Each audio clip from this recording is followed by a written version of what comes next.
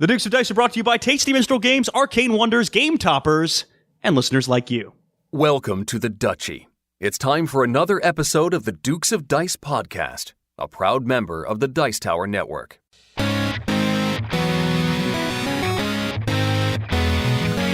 Coming to you from the Duchy in the Duke City, Albuquerque, New Mexico, and the gateway to the West, St. Louis, Missouri, it's the Dukes of Dice, a podcast about board, card, and occasionally role-playing games. The Dukes are joined by Mike Canavan from Rocky Mountain Gaming Vacation to talk recent plays and news. And today, the now embargo-less Dukes finally review Stonemaier Games Charterstone. Next up, they'll look back at their review of Gil Hova's The Networks in their Dukes Double-Take. And finally, they talk about what makes for a good con game. And now, the Dukes of Dice.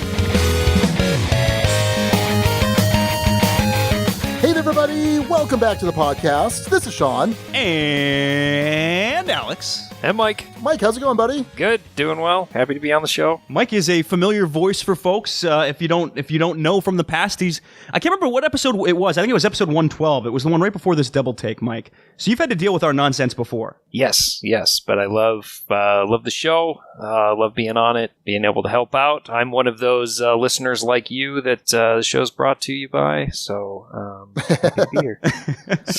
Yes, indeed. So, Mike, this is your yearly episode that you get to come help host us because you are one of our amazing Patreon backers. So thank you very much, buddy. We appreciate it. Yes, and there should be more of you. Great show. So everybody get on Patreon and support the Dukes of Dice. Yeah, I like that. So, Mike, real quick before we name this episode, you are, of course, the one and only Mike Canavan, who not only has been on the show in the past for your last Ducal hosting, but you also run Rocky Mountain Gaming Vacation, which both Alex and I have been to. That's correct, yeah. This will be our 6th year going into it. You guys came to years 4 and 5 at Breckenridge, and we'll be at Park City, Utah this year.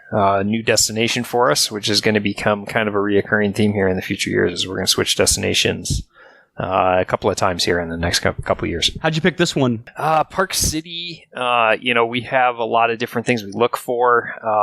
Really good non-gaming activities. We are always looking for a good deal, and ski resorts in the summer tend to be great deals in terms of lodging, which helps us provide a really nice high-quality resort at a pretty reasonable price at a destination that's really cool. So, not every ski area is a great place to visit in the summer, but Park City has, the Winter Olympics things there that is still going kind of full blast, and they've got so much there. I mean, they've got the film festival there, not while we're there, but those kind of similar attractions with live theater and things like that. It is only about 30 minutes from Salt Lake City, which is a gem of a city in the American West with amazing zoos, really cool national parks around. There's just so much to do at Park City that it was a good fit. It didn't hurt that it is only a 3-hour drive from my house. So, unlike Breckenridge, which is a 10 to 12-hour drive, the staff will be better rested for Park City. But then our next destination after that's another haul. So, the year after we'll be going to Lake Tahoe. So, and Mike, is registration currently open? Registration is currently open. Funny you should ask that. Normally we kind of come out with fanfare when we open registration, but that actually turned to be a problem last year because we went to this big giveaway we were doing at BGG Con with Stronghold Games, Stephen Bonacore very graciously hosting us there, and we were pretty much full. So it wasn't a very good PR stunt for us because everyone that came by, I'd have to say, and there's only 3 more rooms left, so please go register quickly. So this year we opened registration about a month and a half ago. To no fanfare whatsoever. We just had a registration today. We're filling up. We're about a quarter full. This is really kind of the true launch of registration here, though, with kind of publicizing it. So, Dukes of Dice listeners, you guys are the first ones in to know registration's open for Park City. It's a little different this year. You have to register for your lodging and your badges separately, which for most con goers seems totally normal.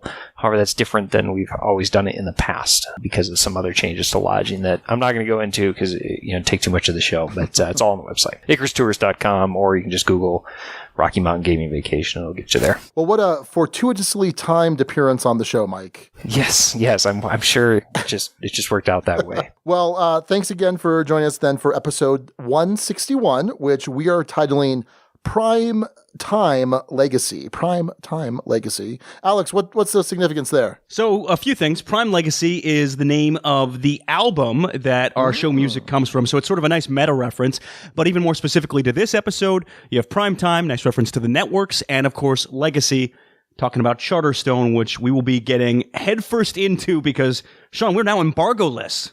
We sure are. It's freeing, Alex. It's certainly freeing. Free at last. Yeah. Did you guys skip home from work today in order to be able to talk about it? Oh, absolutely. Well, I don't know. It was a little too far. I was driving, so episode 161 was titled by our buddy Striker J over on our Board Game Geek Guild. And Alex, I think you did some research. This is his first naming of an episode. Yes, at least as best as I can tell from my occasionally shoddy research. But yeah, first one I could find. All right. Well, congrats to Striker J. And if you want to hear the rest of the naming top 6, you can listen at the end of the episode. All of our episodes are named with the help of our amazing Board Game Geek Guild. And you can go over there every other week to our Dukes on Deck, where you can help contribute to some discussion for games we're talking about throughout the podcast. So definitely go check that out. So, Alex, we are a week away as we record, give or take, from going out to beautiful Las Vegas, Nevada for the Unrivaled Finals. Yeah. Here's the one thing, Sean. There's a costume party, I think, on Friday night out there, and I have not picked or thought about a costume at all. Okay. And it's a problem. It's a big problem. It's almost like you're not planning for it, and you're just going to kind of wing it when you get there. Hey, that would be pretty typical me. But I will say this, my Halloween costume last year did not take a lot of effort. It was a Sharpie and a white t-shirt. And I basically took a white t-shirt and wrote error 404, costume not found on the shirt at the last second. It worked out well enough. But I think I probably need to step up my costume game to a bare minimum for this event. It's gonna be big times in Vegas, Sean.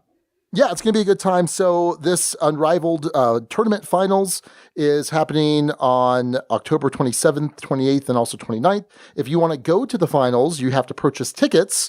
However, if you use a special promo code, the promo code is SUPERFAN, all one word, you will get a whopping 65% off of those tickets to the finals. So lots of cool board games being played. That's a whole tournament system, and there's an event at the GameWorks the night before. Will Wheaton from Tabletop is hosting, and there's some special guests like the Dukes of Dice. So yeah, should be a good time. And if you can't go check it out, if you're not going to be in Vegas, you can watch it on Oomba, that's OOOMBA.tv. 2 O's or 3 O's? 2 O's, right? Excellent. Yes, okay. 2 O's. We've been told there's an outside chance. I'm not going to count this as banked at all, but a small chance that Will Wheaton might make an appearance because we're going to have a special podcast episode next week that we're recording out there at Unrivaled. So instead of our typical bi-weekly, you're going to hear from us a little sooner than that. Yes, indeed. So very excited for that. Well, Alex, Mike, what do you say we talk about some board games, gents? Let's do it. Yeah, sure. Why not? First up, I'm going to be talking about a game that was provided sort of on one of these reviewer circuit things. Occasionally what happens with reviewers is you'll get a copy of a game and then you'll sort of pass it along in a daisy chain. And when Jake from Draft Mechanic was here in St. Louis visiting, he brought a game called Mars Open with him. This is from Bellwether Games. The only other game I had known them from was Coldwater Crown, a really cool fishing game that kind of implements the core mechanic of Raiders of the North Sea in a nice way. In any case, Mars Open is completely different from all of that. This is a dexterity game. And what it is it's a flicking dexterity game where you are golfing on the surface of Mars. It uses the box as the hole, and you have these flat, flyable, disky kinds of things. It kind of plays like a paper football in a lot of ways. You set up these courses, there's walls, there's barriers, and you try and, you can, if you flick on the right sides of these things, they'll spin in different directions. You can tumble them. Sean, we were playing this over at Jamie Stegmeier's. More to come on Mr. Stegmaier later in the episode. But we played a nice round of golf of this, and I gotta tell you, the game itself isn't anything like, say, a Flip Ships. It's not that good of a game, but as a toy, It is super entertaining. You're talking about enough tools in this box to kind of build your own courses. And although the game comes with 27 holes it suggests, you can quickly branch out from there and create all sorts of interesting, weird things. We were doing longest drive contests while we were waiting for another game to wrap up. We were trying to launch from the top of one of Jamie's bookshelves and try and land on the lower table and get as close to the hole as we could. We had a few hole-in-ones. So this is going to be coming to Kickstarter at some point in the near future. I keep an eye out for this. This actually might be one I will back. And for longtime listeners of the show, that's not a common thing for me. So yeah, keep an eye out for this one. The toy factor is off the charts with this one, Sean. Can I just point out real quick how mature I am in not highlighting your use of the term daisy chain? Okay. I'll let you look that up later on Urban Dictionary, Alex. So this is a family show, Sean. What have you been playing, Mike? My most recent play with my kind of weekly game group was Lorenzo Il Magnifico, which I have wanted to play since I saw you guys playing it, since you brought a copy of it to the last Rocky Mountain Gaming Vacation. So I've been waiting since June. It's been sitting on my shelf of shame because I hadn't read the rules, and I was surprised that the rules really aren't that bad. It's actually a pretty darn easy rules learn. And I loved it. I loved the mechanics, I should say. I found it a fun game to play, but I think the one critique I would give of the game is that when I started to explain it and went into the what you're doing, I realized I had no idea what the theme was. And reading the first 2 sentences of the intro, I realized I told the guys, well, it looks like you're just trying to be the most fly family in the Renaissance. You're just trying to be the most totally sweet people possible, which I realized was probably not the strongest theme in the world. And like I said, the mechanics are great. I loved how they do the restrictions of what actions you can take. For those of you who don't know the game, I'll let you go back and listen to the wonderful review that the Dukes of Dice did on it. But it's a kind of worker placement, pretty typical Euro, but with some interesting mechanics that you don't see in other games. But the pictures and the text, they're so small that you never even look at them because the symbology in the game is fantastic. So yeah, I guess my one critique is I don't feel like I'm trying to be the most fly family in the Renaissance when I play it. I'm just trying to match the symbols and create a little engine.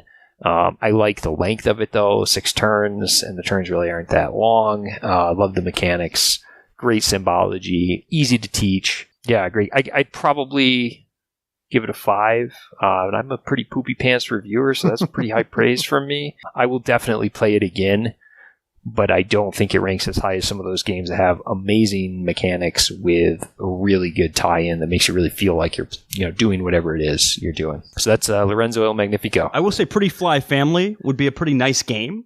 Either trying to be the flyest family literally, or just a pretty fly family, like really gorgeous looking flies. I think any combination of that could actually be a really interesting theme for a game. And I have to give props to Simon for putting out a game that it was totally off the radar from what they were releasing at the time. And now they've kind of moved more that direction of more kind of heavy Euros, but I didn't expect a game like that out of Simon. And I love some of the Simon games, but I just good props to Simon for Lorenzo Il Magnifico. And I really want you to play this, Alex, because this is a medium-heavy game that I think you're really going to like. Oh, yeah. Yeah, for sure. All right. It's nothing like Seven Wonders Duel. Nothing.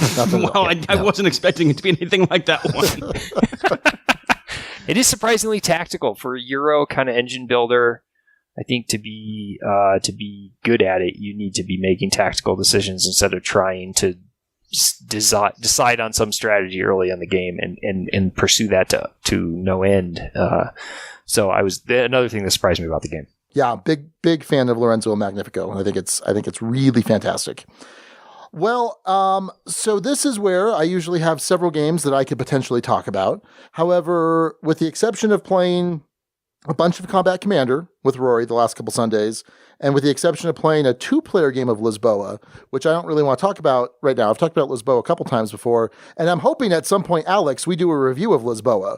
So I don't want to go to that well, so to speak.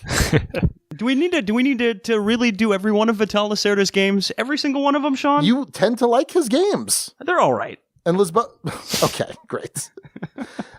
Anyway, so all I'm going to talk about for my recent plays, I've just got the one here, And it's Legend of the Five Rings, the new LCG from Fantasy Flight Games. In the last 8 days, I have played this 12 times.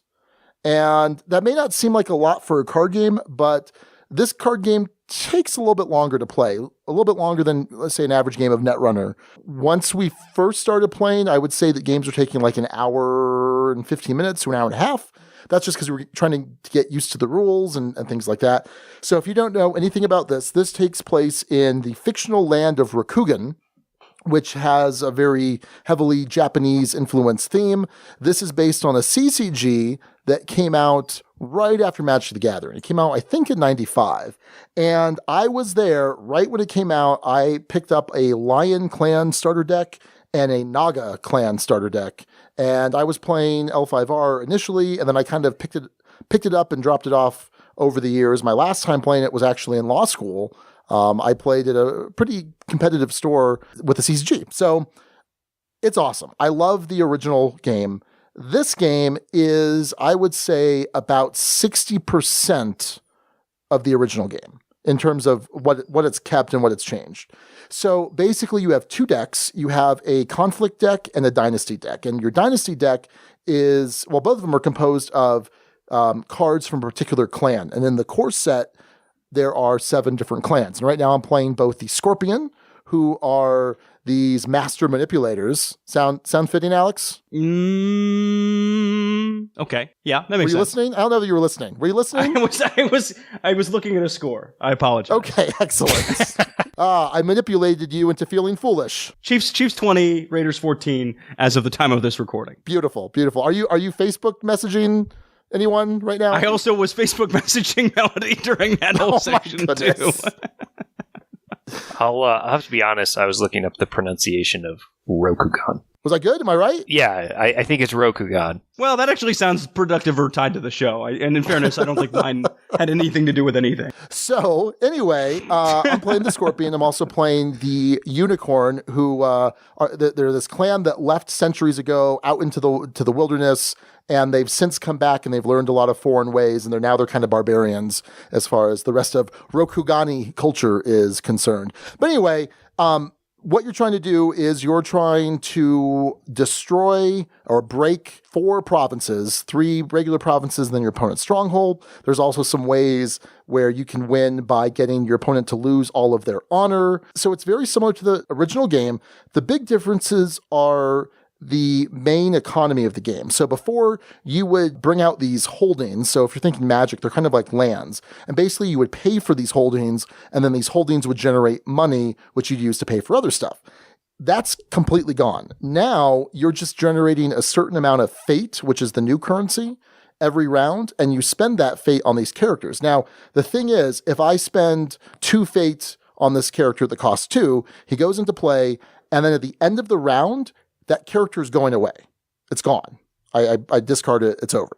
However, if I spend additional fate and place it on that character, instead of it going away at the end of the round, now I'm simply removing 1 fate each round until there's nothing on it, then it gets discarded. So very interesting way of bringing characters in and then having them leave. Yeah, I am really enjoying it. I mean, figure if I'm playing 12 games of this in the last 8 days, it means I'm really liking this. And I don't think I would have been able to play so much had we been on our weekly podcast schedule. So that's cool. I think you're CCG susceptible, Sean. Oh, absolutely. I think just in general, if there's a CCG out there, there's a good chance you're going to be getting a ton of plays in pretty quick. Right. But this is also one that I have a lot of experience with in the past, even though it's a very different game. Now, I will say the one weird thing, if you know Fantasy Flight's LCG expansion schedule, basically they have a cycle of expansions. They'll do 6 of them in a particular cycle, and each expansion has a full play set of 15 different cards. They usually release those once a month. And then they do a couple cycles, and then they do like a big box expansion, and then back to the cycles. So 15 new cards once a month, that's usually the plan. However, for this first cycle, the Imperial cycle, starting, I believe, end of November or early December, after Fantasy Flight does their Worlds tournament, they're going to be releasing a new expansion every week for 6 weeks. That's kind of crazy. I think that's good because I think that's going to create a really healthy card pool. Right now, the card pool is kind of small, but I think they knew that they were going to do this. I think they knew that this was going to be the plan, and this is just all speculation. And what's kind of annoying is that could be off-putting for some people. It's fine with me, but that's a lot of money. That's a lot of money to put out over 6 weeks, a 6-week period. I mean, that's $15 a month, or $16 a pack rather. So that's $60 in a month that you have to spend, and then another $30 next month. That could be a lot for some people. And what's kind of annoying is they let people go out there, buy their core sets. This is one of those games where if you want to be competitive, you need to buy 3 core sets. Hey guys, guess how many core sets I bought? 5. 6. So you can make 2 decks. No, 3. I bought 3. But I'm actually thinking of buying a 4th one so I could run a 3rd deck. Of course you are. Yeah, I think that prediction will end up being accurate. There's only a sane person buys that many when you get into it. So I'm curious very much about this because I was like you. I used to play the original L5R back in the day. My only comment to that is real men play Crane. So I don't know how you've never played Crane throughout your entire time. It's just despicable, quite frankly. But I have heard it compared to a blend of Netrunner and the Game of Thrones. Yes. Would you? Yeah. I love the new mechanics of getting rid of characters based on fate because that is, I think, the biggest problem with the old game was the steamrolling of once someone won a decent battle, the game was kind of over. We would just languish until someone won. Yes. But with the new system, I like it. Yeah, so very much the old game I felt was a game of engine building and then cascading. Basically, once you broke someone's province, a lot of times that you just kind of snowballed. Here, there's exactly. That snowballing doesn't really happen, and it's much more. Man, there's a certain like tempo to the game, a certain fluidity to the game. It's really good. I'm really liking this. Cool. Yeah. No, I'm really liking this, and I'm excited to see what this new cycle brings out. But kind of annoying that they didn't announce that ahead of time before people decided to invest in 3 cores or not. But sure. Think how good it's going to be when you start playing Crane. So my 2 favorite clans are actually Mantis and Spider. And they're not in the core set because they're not like core clans. My son used to play Mantis. So I'm hoping that we get to see those within the next year or so, especially Spider. You really need some bad guys. Yeah, you need the bad guys. Yeah. You definitely need the bad guys. Yeah. So until then I'll use the Scorpion because they're mostly bad guys. Or play Crane. Can I will say this. I will say this, guys. If Gray Fox Games ever puts out a CCG, I will probably have to turn in my resignation. Okay. I'll hold to that. Oh, wow. Wow, that's harsh. I know, that's really harsh. I don't like CCGs. I don't know what to tell you. You might want to watch out because, they could always just release a CCG to get rid of you. It's certainly possible. Now, you realize, Alex, this is not a CCG. Is it? It's an LCG? Yeah, this is an LCG, buddy. Yes, it's an LCG. The Crane wouldn't participate in the CCG. Yeah, those. It's in the same category for me. It's not. It's completely predatory pricing, friends. It's not predatory. Oh my god. That's fine. Just cut down on the competition, Alex. That's fine. Yep, that's it. That's what I'm up to. Obviously. So anyway, we've got a great following over at Empire. The last 2 weeks we've had like a dozen people playing. So anyway, that's Legend of the Five Rings. Alex, wake up! You're up. Hey, I was able to pay my credit card bill and check a bunch of scores in Message Melody during all of that. Are we still talking about board games? Yeah, and I said you're up. So you're up. Okay, excellent. Next up is Summit, and this is one I also played over at Jamie Stegmeier's game night a couple weeks back. Jake happened to be in that same game. Jake from Draft Mechanic. Yes, to be clear, Jake from Draft Mechanic, who was in St. Louis visiting for a little while. So we got in Summit. This is a cooperative mountain climbing game, and I mentioned this is a cooperative game, and that's not totally true. It's a cooperative or a competitive game. It has both modes. We happen to be playing this one cooperatively. Your mission is to, reach the summit and then make it back down to base camp safely before frostbite or lack of oxygen or any number of things takes you out. So, yeah, that's the gist of the game. It's a very thematic cooperative game, at least in the way we played it. What was kind of funny was, so each round you're going to be flipping an event card off of the deck. Not each round, I should say. Depending on the roll of a die, you'll be flipping an event card off the deck.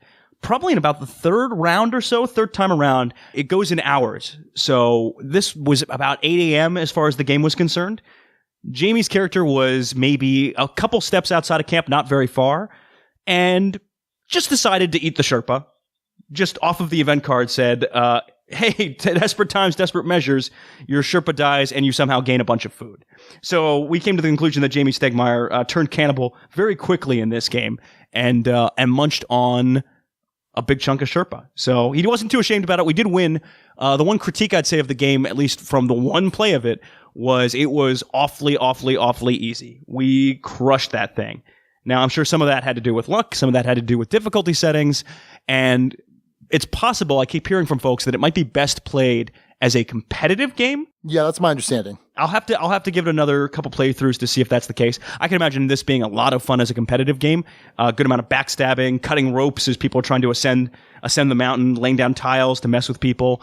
Could be quite interesting. And I enjoyed it for the theme alone, and it was just I didn't quite get enough out of the gameplay on the first go round, but would like to try competitive before rendering any kind of a final judgment on that one. So that's Summit from Inside Up Games. I enjoyed that story the first time I heard it over on the Draft Mechanic podcast. Hey, I can't be responsible for our podcast schedule being off a week from theirs. I was kind of taken aback though, because on the last Draft Mechanic episode, Jake mentioned that you taught him Blood Bowl Team Manager. Yeah, and I was did. like, I what? sure did. Yeah. You hate that game. So keep in mind, this was before I had actually played real Blood Bowl. This was way back in the day when this might have been one of the first reviews on the show, right? Did Gray Fox get like distribution rights to Blood Bowl Team Manager or something? No, absolutely not. No, we were at Pieces, which is the local St. Louis board game cafe restaurant, and we were looking for some titles to play. We had played a bunch of Codenames Duet, failed miserably, but we were looking for a good 2-player game. And it was a little tricky to come to a consensus, but eventually that ended up being the pick. And it took a little while for me to refresh myself as to how to play the thing. A few reads through the rulebook. Yeah, I know. Funny how that works. I'm not a master at teaching games all the time, so we muddled through it. It worked out, but I definitely had some freebooters that were not supposed to be on my team. Some guys that were supposed to be free agents, maybe not freebooters, whatever they're called. They were guys I had an upgraded base team compared to his team, so there was some very unintentional cheating, but definitely distinct cheating. So I won, but you definitely want to put an asterisk on that one. Just thought it was interesting. That's all. All right, Mike. What else have you been playing? So amazingly enough, Sean, I fit in a game of High Frontier because I wasn't going to let the show go without talking about High Frontier for. Well, Alex is about to go to sleep again, but because for those of you who haven't followed the Sean Mike love affair, we love some High Frontier. Oh my goodness. I introduced it to Sean at the last Rocky Mountain Gaming Vacation because we just had the most recent Kickstarter of, I think, third edition that came out. I was a second edition owner before that, and the board for that is now hanging on my wall. If you've never seen the board for High Frontier, do yourself a favor, jump on Board Game Geek, Google High Frontier. It's that image that comes up about every 3 months on the popular images in BGG, because the board is just kind of mesmerizing. It is a picture of the solar system set out by potential gravity potential energy instead of location, but done pretty well with the location. I think the best way to describe it is the second edition tagline, which is a game of exoglobalization for 2 to 5 players. Alex's favorite type of game. Yes. Exoglobalization is a big theme with the Dukes of Dice, but no, it is a game. It's really more of an experience than a game. Wouldn't you agree, Sean? Oh, absolutely.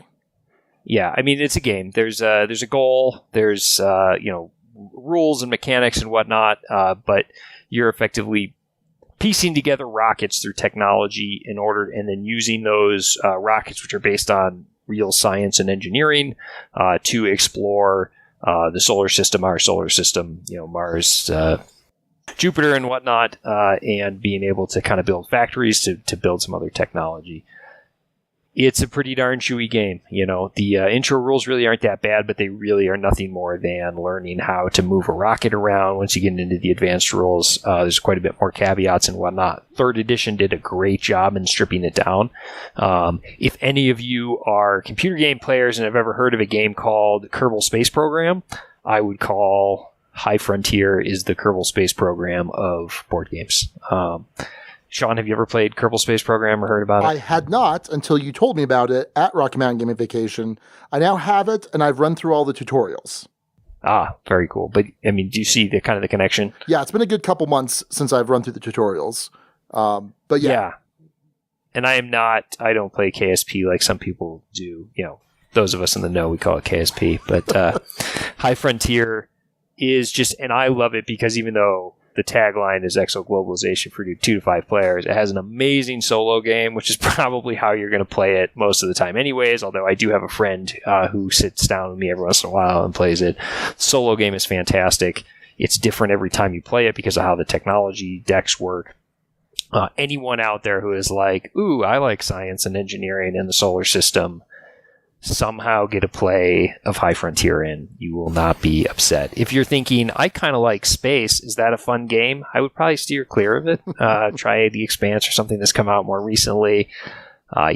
This is kind of the war game version of space exploration. Sure. You know, if you are turned away from something like Advanced Squad Leader or many of the GMT games, you know, this would fit right well in the GMT type of library or something along those lines. So I'm not going to drag on and ruin a wonderful Dukes of Dice episode by talking nonstop about High Frontier, but I have to get it out there to the masses.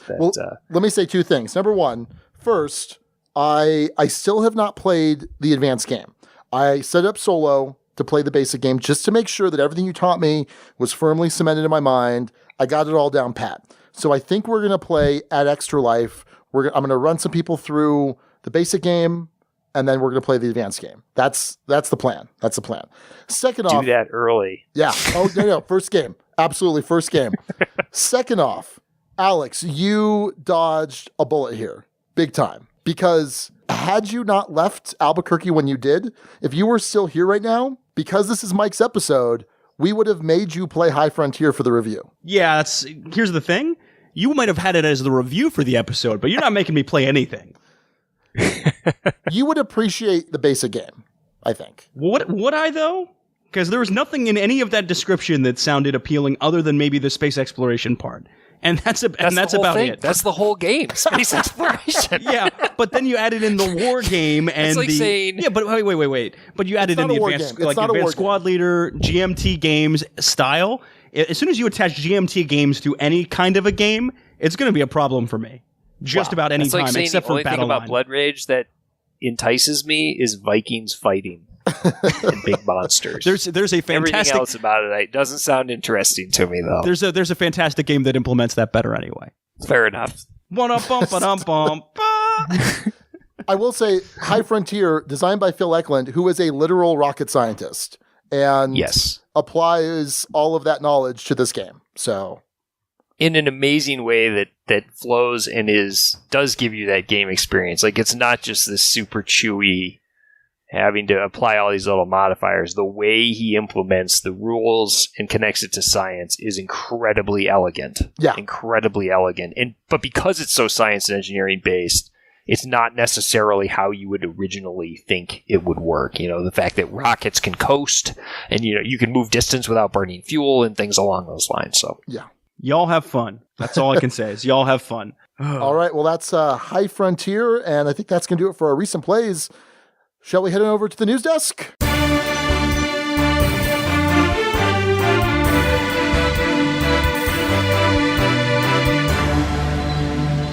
All right, first up in news, a big piece of news that actually came down the day this episode came out, and that is the Warhammer 40K license has been granted. It has been granted to WizKids. From the press release, this quote: "The multi-year deal will span numerous categories, including the most iconic Warhammer 40K characters and more. WizKids will create 2 new board games along with dice games based in the Warhammer 40K universe, with additional plans to republish classic board games Fury of Dracula and Relic." Sean, I know you know way, way, way more about this than I do, and I know Mike knows way, way more about this than I do. I know this is a big deal. Why is this a big deal?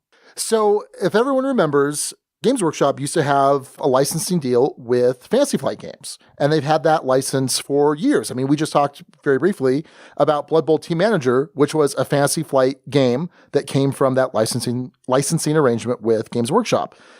Something happened, I don't know, 6 months ago, I think, 6 months, 9 months ago. Yeah, it was right about the time. It was 2 months before Rocky Mountain Gaming Vacation. Oh, just had to work that in. Very nice. And that whole deal kind of fell through. We weren't sure what was the cause. And I wasn't sure, and I don't think most people were sure, like really who had some of these licenses for some of the games, like say Fury of Dracula, and what was going to happen with that. I was under the full impression that Games Workshop was going to continue to make their own board games because they've been kind of making some various hobby games over the last year or so. A couple years. And I was kind of surprised to see this news today. And what's interesting is WizKids, one of the main things they're known for is HeroClix, right? These pre-painted miniatures that are, they're pretty good, but they're certainly not GW level miniatures in terms of the sculpts, what GW is known for in terms of some of their, studio artist paint jobs and things like that. So it's kind of an interesting fit here, especially since we just heard that Games Workshop just gave the license to, I forget the name of the company that does Heroes of Normandy. So it sounds like maybe Games Workshop wanted to be a little bit more free in who they gave their license to. And yeah, this news hit me like my jaw was on the floor, and I first saw it. Props to you, Alex, for digging this one up on this day, because I have 40K miniatures on the back table here, and when I heard that they had pulled it from Fantasy Flights, I think everyone's reaction was, well, if they're pulling it from Fantasy Flights, who the heck are they going to give it to? I mean, because Games Workshop is known for kind of extremely high production value and being profit-centered. Whether they are or not, that is how they're viewed. And Fantasy Flights, is the big dog out there that can bring their license to the masses, and they did a great job of it with 40K. And when they pulled it from them, everyone was just like, "What? Yeah, like they must be doing this on their own." So then to hear that it's going to WizKids, which Alex helped me, see that WizKids has done some really quality work here in the little recent, but their long-term track record, has not been putting out quality miniatures. And I'm sure that with their future partnering, Games Workshop will probably be continuing to do the miniatures, because there's no way they're going to give up that part of the company. But I mean, I wish them all the best of the world. And I think on a separate note, Games Workshop has made, and I've played 40K since 3rd edition, and I've gone through all of the love-hate relationship that everyone has gone through with Games Workshop. But Games Workshop's making a comeback. There's no doubt about it. You're starting to see their titles hit kind of more mainstream board gaming community. And for a while there, we thought Privateer Press was going to kick them out of the miniature space, but it's not going to happen. And they continue to release fantastic products. Are they expensive? Yeah, but everybody's catching up to them in price. So, but this news really, really surprised me. I'm interested to see where it goes. Yeah, I am too. And I think you kind of mentioned that WizKids recently had developed kind of a good track record. I think that's probably from them bringing on Zev Schlesinger, formerly of Z-Man Games. He's done, I think, a lot of amazing stuff over at WizKids. And I think this was a coup. This was a pretty big coup for WizKids. This is interesting. We're going to see Warhammer Dice Masters. What? And I haven't decided if that's a good thing or not. I mean, that's kind of the implication, right? That they're going to use their dice system for Warhammer. Wait a minute. Do I have to paint the dice? I hope not. Are the dice going to come in like 5 different pieces and I have to glue them together and paint them? Because I'll do that for 40K, but I'm not doing it for Dice Masters. 5 would be really awkward for a dice to come into. Yeah. So yeah, very, very interesting news. And of course, some of those, classic board games that are going to get another printing, another edition, that's good. I hope that one of the recent games that Fantasy Flight came out with, Forbidden Stars, which is a 40K kind of smaller scale, kind of Twilight Imperium style game in the 40K universe. It's super good. It is such a good game. And I know there were plans for expansions, and I was super bummed out when they lost the license and that kind of, went up in smoke. I don't know if they're going to reprint that. I would hope that maybe they just make some expansions, and that could be at least partially compatible with the FFG version, because I certainly don't want to buy another version, but whatever. So yeah, interesting news, certainly. This other piece of news is more of a collection of news, but it was a recent trend I noticed on Twitter and from a couple of articles. It has to do with Oink Games, with them making repeated claims, some of them apparently pretty valid, that they're getting ripped off. Oink Games, for folks who don't know, they've done a lot of these small tuck box games, really high quality production, but small box games, just little deck box games. You're talking A Fake Artist Goes to New York, you're talking Insider, you're talking Deep Sea Adventure, and in the context of this discussion, those are the three I need to list because those are the three we're going to be talking about. They've done several others beyond that, all of which I hear pretty much are really, really good, and I'm a fan of their stuff. There's no doubt about it. The first one had to do with a recent Kickstarter that was launched and then abruptly pulled down. It was I mentioned that Oink Games does Deep Sea Adventure. This game was called, on Kickstarter, Sea Board Game, Entertaining Board Game for Sea Lovers. And if you look at the picture of it, it is Deep Sea Adventure. Absolutely 100%, no doubt about it. Was set with a $40,000 goal. It raised $1,560 before it was abruptly canceled, and Oink made a big stink about this. Effectively, they're claiming, the folks who put this Kickstarter up, that they initially had permission to resell per an agreement that they had, and then they said, no, we actually didn't, so that got yanked down. So that was one instance, and that was odd enough. Sean, have you seen this Kickstarter page? It's kind of funny to me. It's hilarious. And it was really interesting because it shows pictures of the components, right? And it's the exact components from Deep Sea Adventure. It shows the back of the box of Deep Sea Adventure, and someone's thumb is covering the UPC code, like or something to that effect, right? No, it's covering who it's made by. Oh yeah, there you go. Probably sure that is. too. Yep. There's no picture of the front of the box. And it's just like, what was the plan here? Like, was the plan like they had some sort of like crazy wholesale connection? I don't know. It's just weird that they would run a Kickstarter for this. Yeah, it was certainly a strange story. I'm glad this happened. Oh, because I finally get to see what the back of the box says in English. Because mine's in Japanese. Are you a fan of those games, Mike? Oh yeah, I love Deep Sea Adventure. I mean, this is without a doubt the exact components of Deep Sea Adventure just dropped onto a white piece of paper and taken a picture of it. It's pretty funny. And the title alone was pretty funny too. Sea Board Game, Entertaining Board Game for Sea Lovers. If they knew they had the license, why wouldn't they call it Deep Sea Adventure, Entertaining Board Game for Sea Lovers? Right? I mean, if they knew that they could sell the game, why wouldn't they call it the name of the game? Right. And it's a Hong Kong creator, right? I think is the Kickstarter creators from Hong Kong. Yeah. I should point out that, like, if at least in the US, the main way to get Oink Games is through the BGG store. Right. So, I mean, certainly there could be a demand for some sort of distribution model outside the BGG store. But anyway, yeah, that one's weird. But there's more, Alex, right? Oh, there's a couple more. The next one up was also recent, and this was a game called Sunken Sailor on BGG. And if you look at it, it was originally referenced as a re-implementation of A Fake Artist Goes to New York. Oink Games again raised a stink saying, we didn't have anything to do with this. Please remove the reference. It was removed, but if you look at the mechanics of it and what it is, well, I'm going to read the description. Each player is a sailor, but only one is the sunken sailor. Can you figure out who? Sailors collectively draw an object that recounts a rowdy adventure you all shared, but there's a sailor among you that cannot recall the adventure and doesn't know what's being drawn. That's the sunken sailor. The sunken sailor wants to keep their identity from the other sailors and try to piece together what everyone is drawing. Sailors win if they can figure out who the sunken sailor is. The sunken sailor wins if he or she can go undetected or figure out what's being drawn.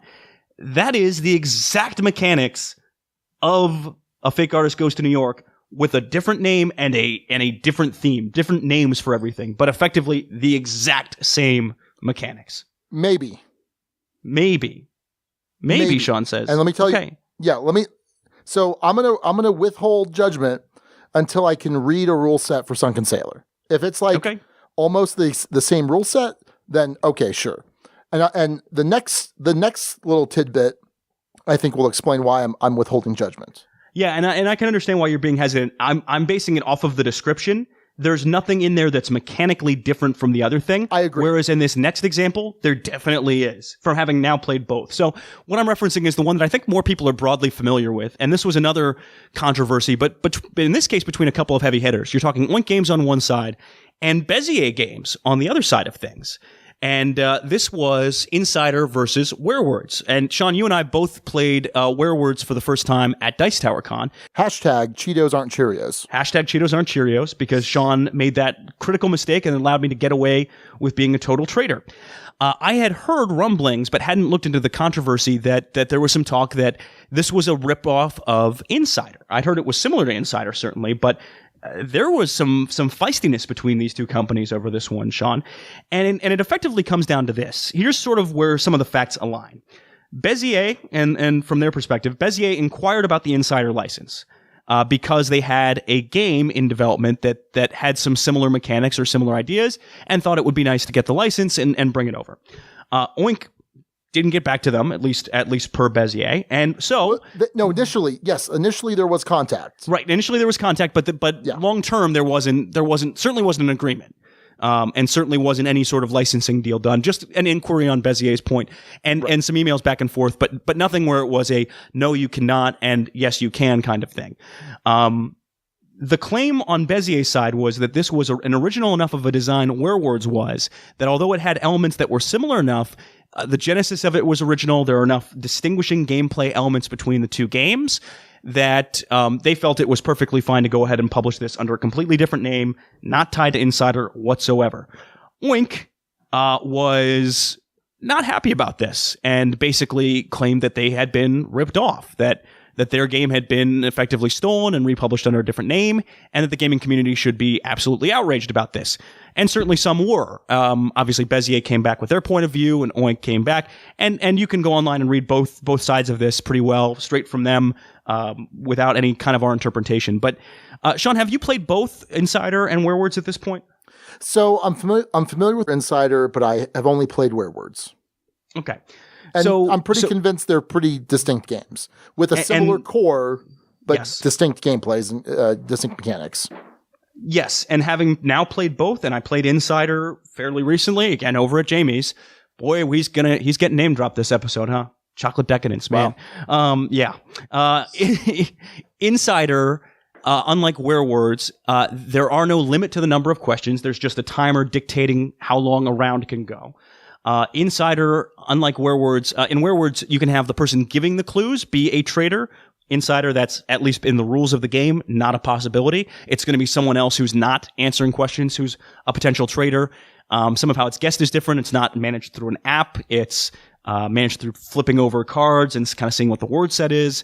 I would say Insider to me is a somewhat more elegant game. Werewords to me feels more like a modern game. I like Insider's box and presentation a lot better. Werewords I think has one of the ugliest boxes I've ever seen, even though I really love the game itself.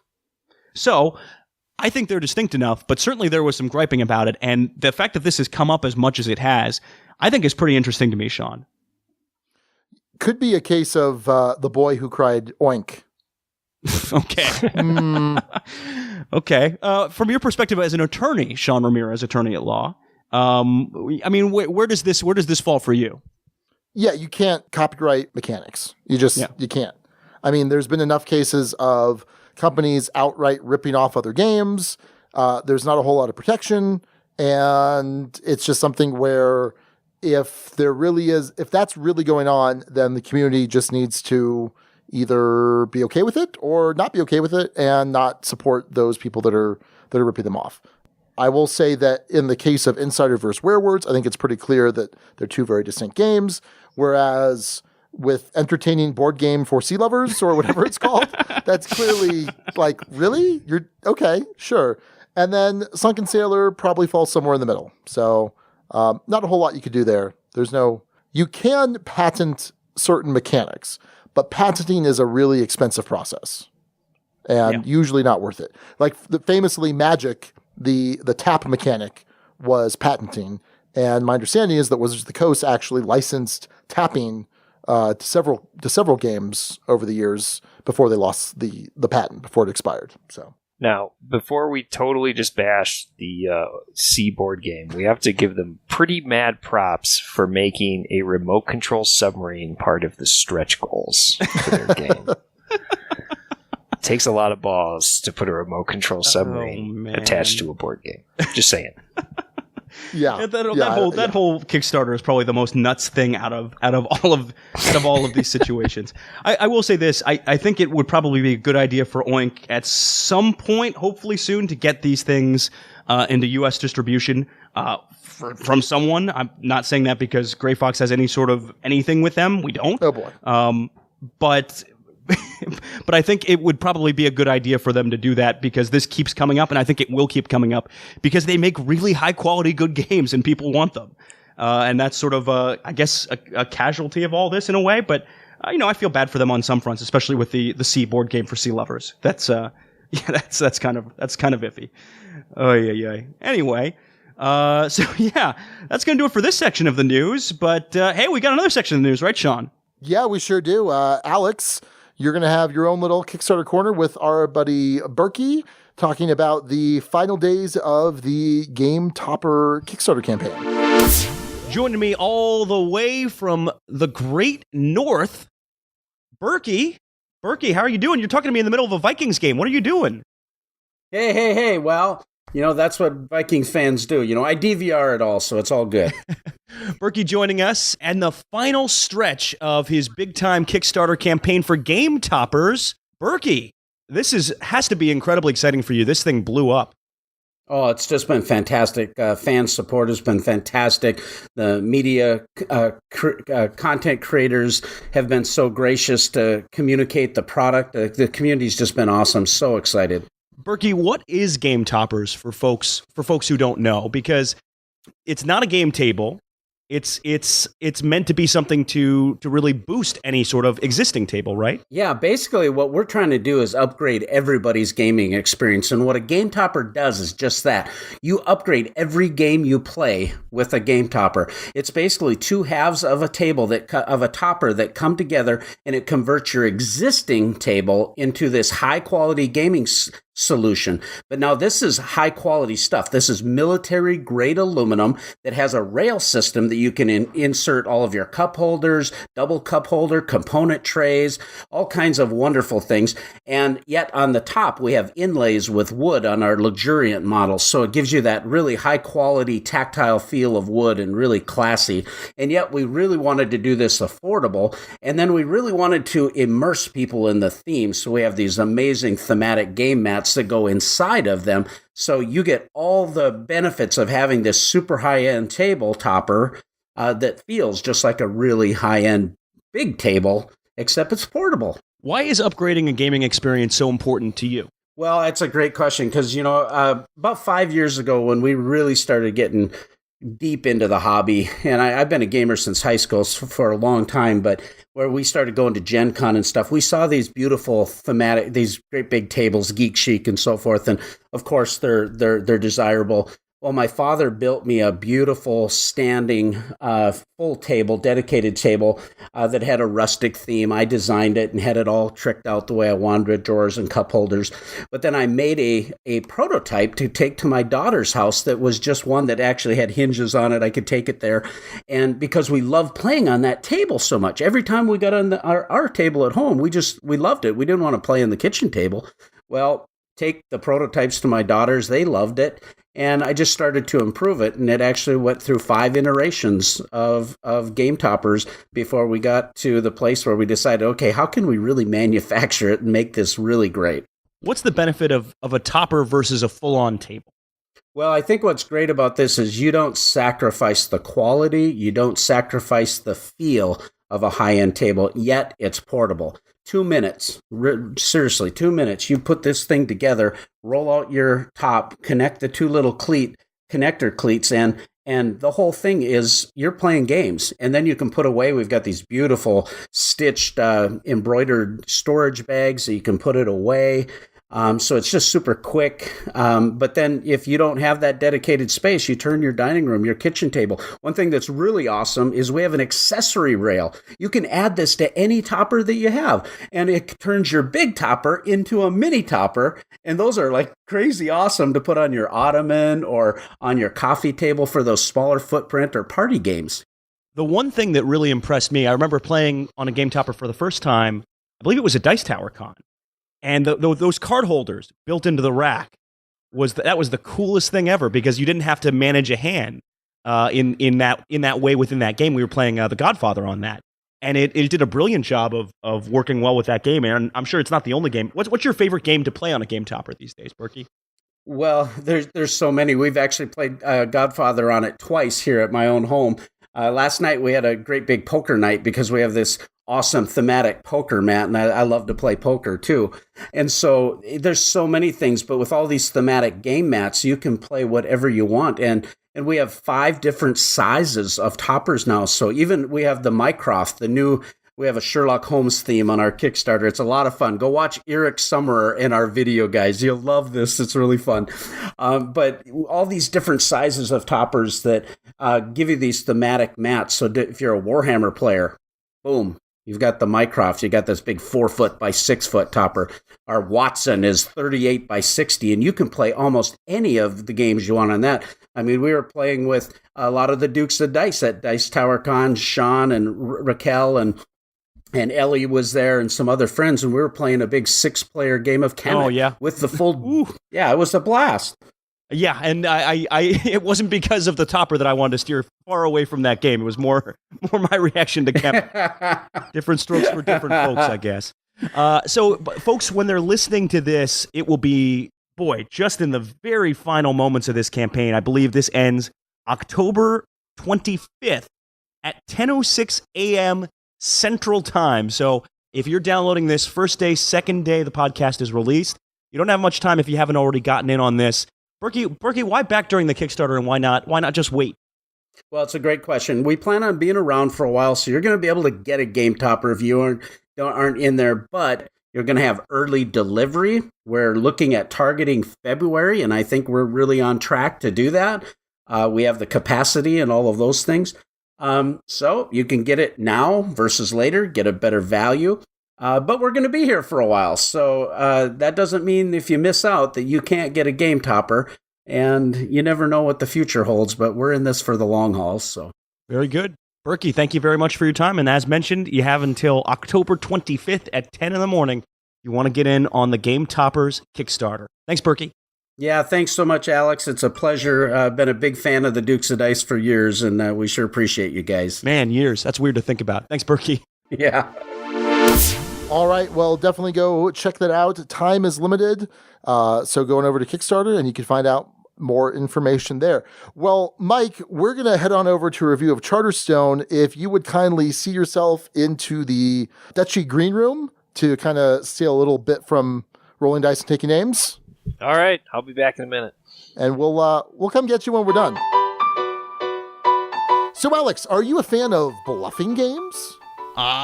Certain bluffing games. Okay. What's one of your favorite... Way to set up the bit here. So what's your favorite bluffing game, Alex? It might be something like Sheriff of Nottingham. Oh. Is that what you're trying to lead me to, Sean? It sure is, Alex. You're really good at this. So we wanted to highlight the fact that a new expansion for Sheriff of Nottingham is coming out from our friends over at Arcane Wonders. It's called the Merry Men expansion, and this contains 5 modules that can be added to the base game and adds in the option of a 6-player as well. You can also play with deputies in these 6-player games, where instead of having a single sheriff, these deputies are added that can also be searching bags of some of the other players. The Merry Men module adds new illegal goods in the form of Merry Men characters. If they're successfully smuggled in, players will reveal it and activate certain special abilities. That sounds really cool. There's also the Black Market module. This adds 3 sets of bonus cards that display illegal goods. The first player who successfully smuggles the indicated goods receives the bonus cards and a large reward. And then finally, as a lawyer, I love laws, Alex. You know I do, right? Oh, yeah, you're all about laws. I hear you talking all the time about laws and legal things and laws. Law this, law that. Well, the last module is laws. The sheriff must draw 3 law cards and choose 2 to keep. The chosen laws are in play for that entire round. Lots of cool stuff here. Sheriff is a game that I love myself, Alex, you love, and I think this expansion sounds really sweet. It's available now. Go check out arcanewonders.com. Arcane Wonders, it's never a blunder when you go with Arcane Wonders.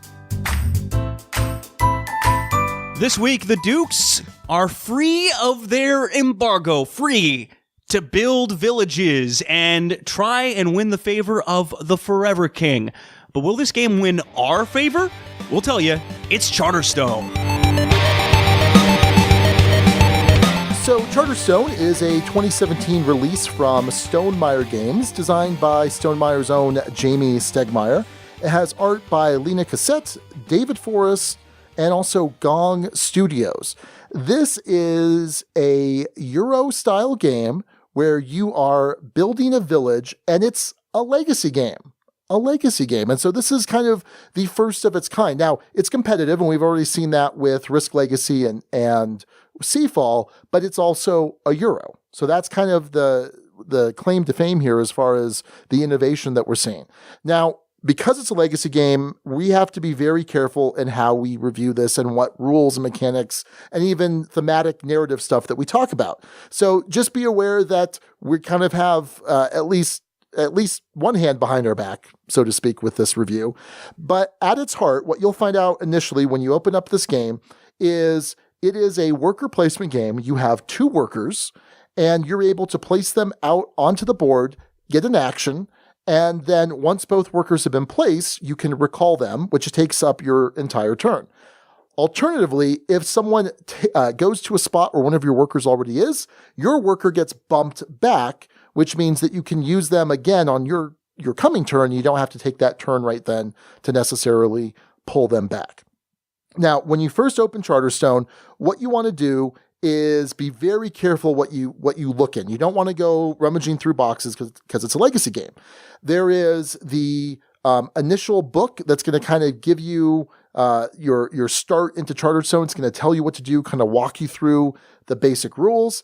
You're going to open up your individual charters. So this plays up to 6 players, and everyone gets this little tuck box for their charter. In there, you're going to find your workers, you're going to find your persona, and you're going to basically be getting some starting buildings. Some buildings are going to have to do with the different resources. There's wood, and there's pumpkins and metal, things like that. And these are available to you at the start of the game. And there are some actions in the center of the board that will basically let you build some of these buildings. And once these buildings are built, they have these crates on them. You can open these crates to get new gifts from the Forever King. So at its heart, you are simply placing workers, getting some resources, turning those resources into some other things. There are some different types of cards you can initially buy that give you some different effects. You are unlocking new things, and then as the game progresses, you're unlocking new rules, new mechanics, new components, but we're going to leave it at that. I think that's the short of it as far as how to play Charterstone for purposes of this review. If you would love to see a full rules overview, go and check out Rodney Smith over on Watch It Played. He does a fantastic job of teaching you how to play. So let's jump into the review. First off, as we've kind of been talking about for the last couple of weeks, this was an advanced copy that we were fortunate to get from Stonemaier Games. So obviously it's a review copy. And Alex, you kind of have an interesting situation as far as how you've been playing, but we just want full disclosure out there so everyone's kind of aware of what's going on. So explain that for the listeners, Alex. Oh, yeah. No, I have a very full disclosure here, like probably one of the oddest and longest full disclosures I think I've ever had on this podcast.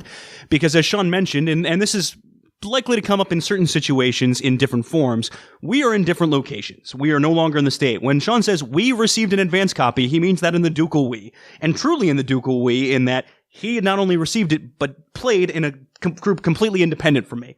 Played it with our buddy Nick and Matt and Matthew, the Wham Boys, who also posted their review. I was playing this in a full 6-player game with Jamie. Jamie was part of this game. The designer of the game was there at the table playing with me.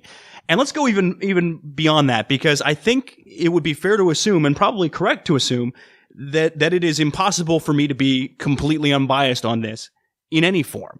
I'll throw this out there. When I was first coming through St. Louis, my first time ever in the city, I reached out to Jamie, and he was kind enough to meet me for lunch, and we had a great chat over lunch. Since moving to town, I've been going to his weekly game groups.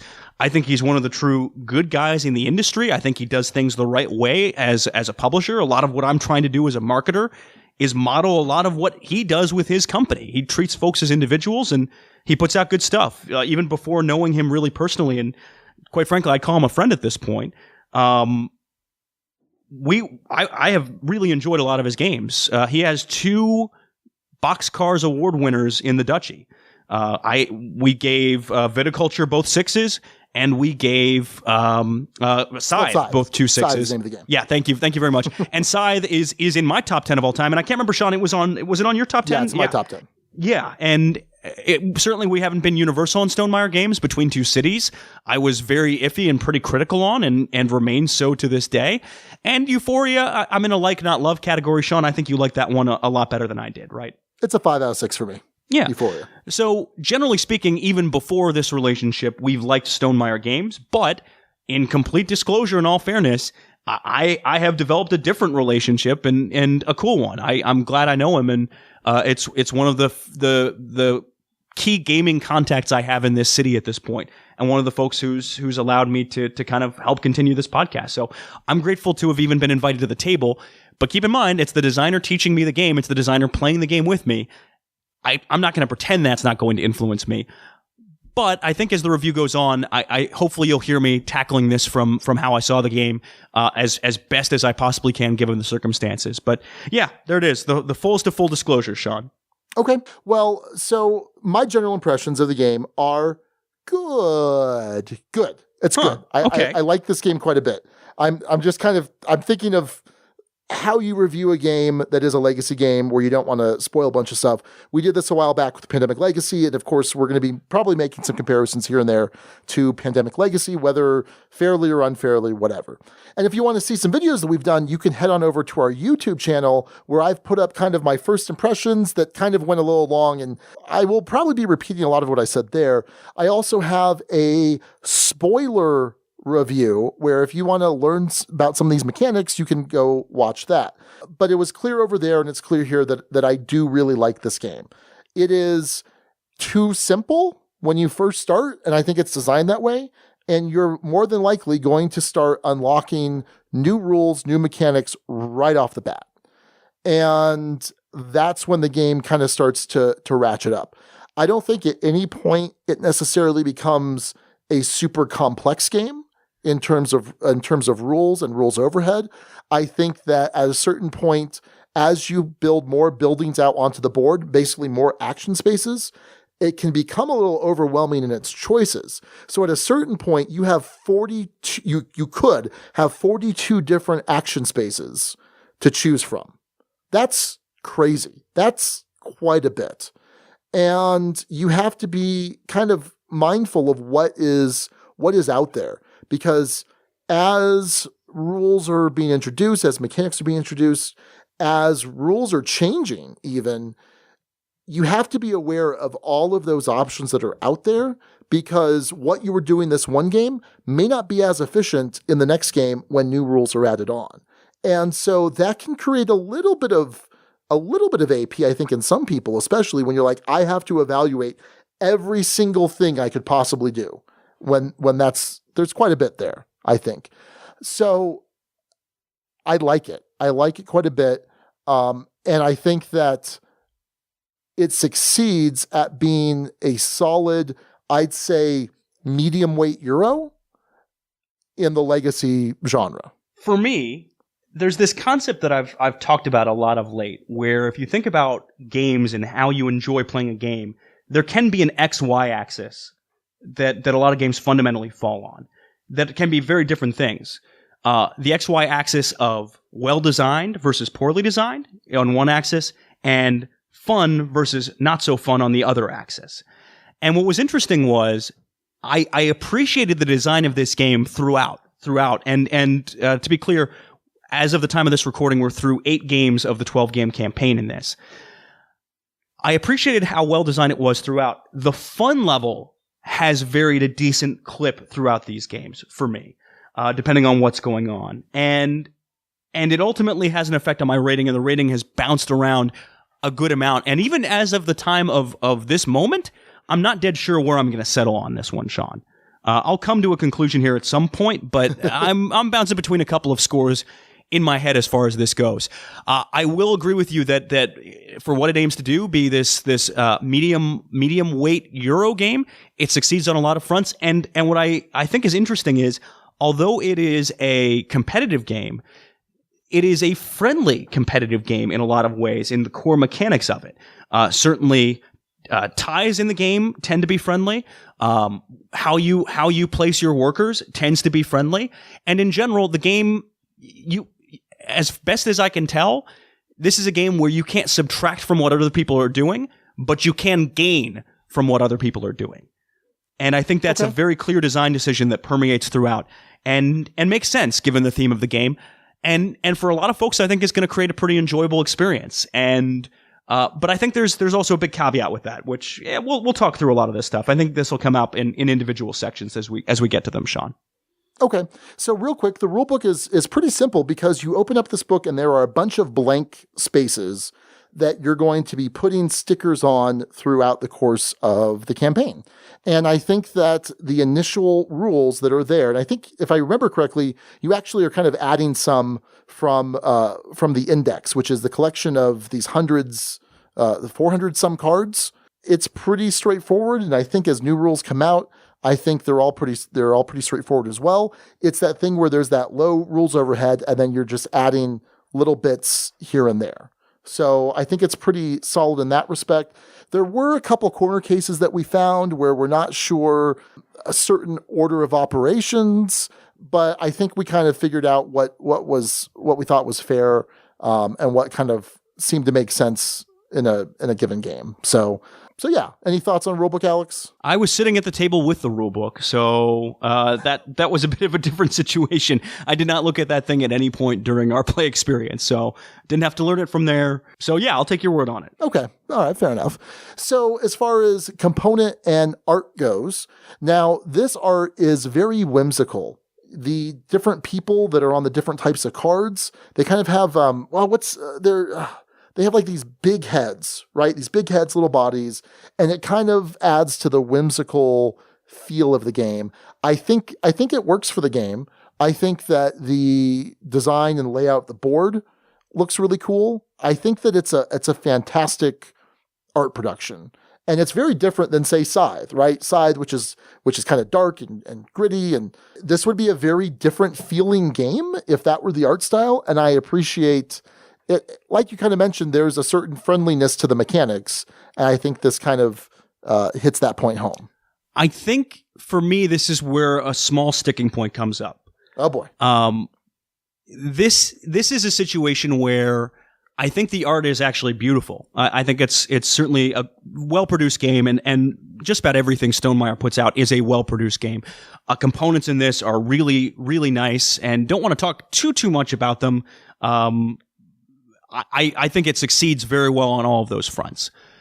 My question, Sean, is, yes, it is a friendly game mechanically, but it's also a heavier game mechanically. I'm not going to call it straight up heavy. It's not a food chain magnate by any means, but it's in that medium heavy range, and probably to me closer to medium heavy at times, depending on where you're at with the game and how I was processing the game. And my fear would be that the art style of this is going to draw in or possibly draw in a kind of a crowd that this is going to be mechanically a bit too hefty for. And so for me, there was a disconnect between the art style and the mechanical heft of the game, even if it aligned pretty well with the mechanics. Wow, we are two very different people. Okay. Because I'm medium, leaning towards the lower end of medium, but knowing that there's a lot of options to choose from. Anyway, that's not the point. I take your point as far as the art doesn't quite belie what you're getting into as far as the game goes. I don't know that I agree, but your point is well taken. Let me clarify what you said, because I think you're right. The core rules that are going on here and mechanically what's going on is oftentimes fairly simple. But as you mentioned, the sheer number of action spaces you're often going to be choosing from, along with other options that come into the game mechanically, end up bringing this up pretty significantly in my perceived weight. Not because the core mechanics are necessarily that complicated, but because of the different factors and things you have to keep in mind and the number of board possibilities and way to do it. This game with the wrong person could be an AP nightmare. Although I will say, like a lot of other Stonemaier games, the turns themselves can be and should be awfully quick. The trick is, because of the number of spaces on the board, that's not always the case. And yeah, we'll talk about that more in gameplay. To me, it's complicated by those options, even if the core mechanics are simple. I agree with you fundamentally on that point. But to me, there's just a disconnect with that art that I think there's going to be some folks who are going to have different expectations than what the game's going to provide, at least on that front. So that's where I'm coming from there. Okay. Well, and as far as the components go, I think it's a really solid production. You have, like I said, these 400 some cards. They're all stickers in some way, shape, or form. And the building cards, you actually peel off a hex from the card itself. We had a little bit of trouble like starting the peel and kind of had to bend the cards a little bit. Not a huge deal, but it was definitely noticeable. And then once you peel off the sticker, the hexes for the buildings, then it kind of sticks around as this crate. Overall, I think the components are really solid. I don't know if you guys were playing with them over there in Jamie's group, but we were actually sent a copy of the Top Shelf Gamer upgrade pack for the basic resources. So realistic looking pumpkins and metal and wood and things like that. I thought it was fantastic, but I also think just the base wooden components are also really solid. Yeah, we were playing with pretty nice stuff. I think those were probably upgraded components if I had to guess. I don't totally know the distinction there, but I think it's likely. I will say this, I am bad at stickers. Stickers are not my specialty, and I've definitely had some misalignment issues. And I know there are some gamers who aren't a big fan of stickers themselves, and so just be aware. There's a good amount of stickering going on in this game. So I'm normally really good at stickering. That sounds dirty. I'm normally really good at stickering, but for some reason I was way off stickering the buildings in my little section, my little charter. And I'm not quite sure why that was. But so in some ways, I feel like our discussion of gameplay, we've already talked a little bit about it in these different sections. I feel like this is going to be the shortest because there's really not a lot we can say except in the kind of broadest of terms. So I'll say this. I feel like in a lot of ways, each individual game of Charterstone, and it's like we said before, it's a 12-game campaign. We've played through game 9.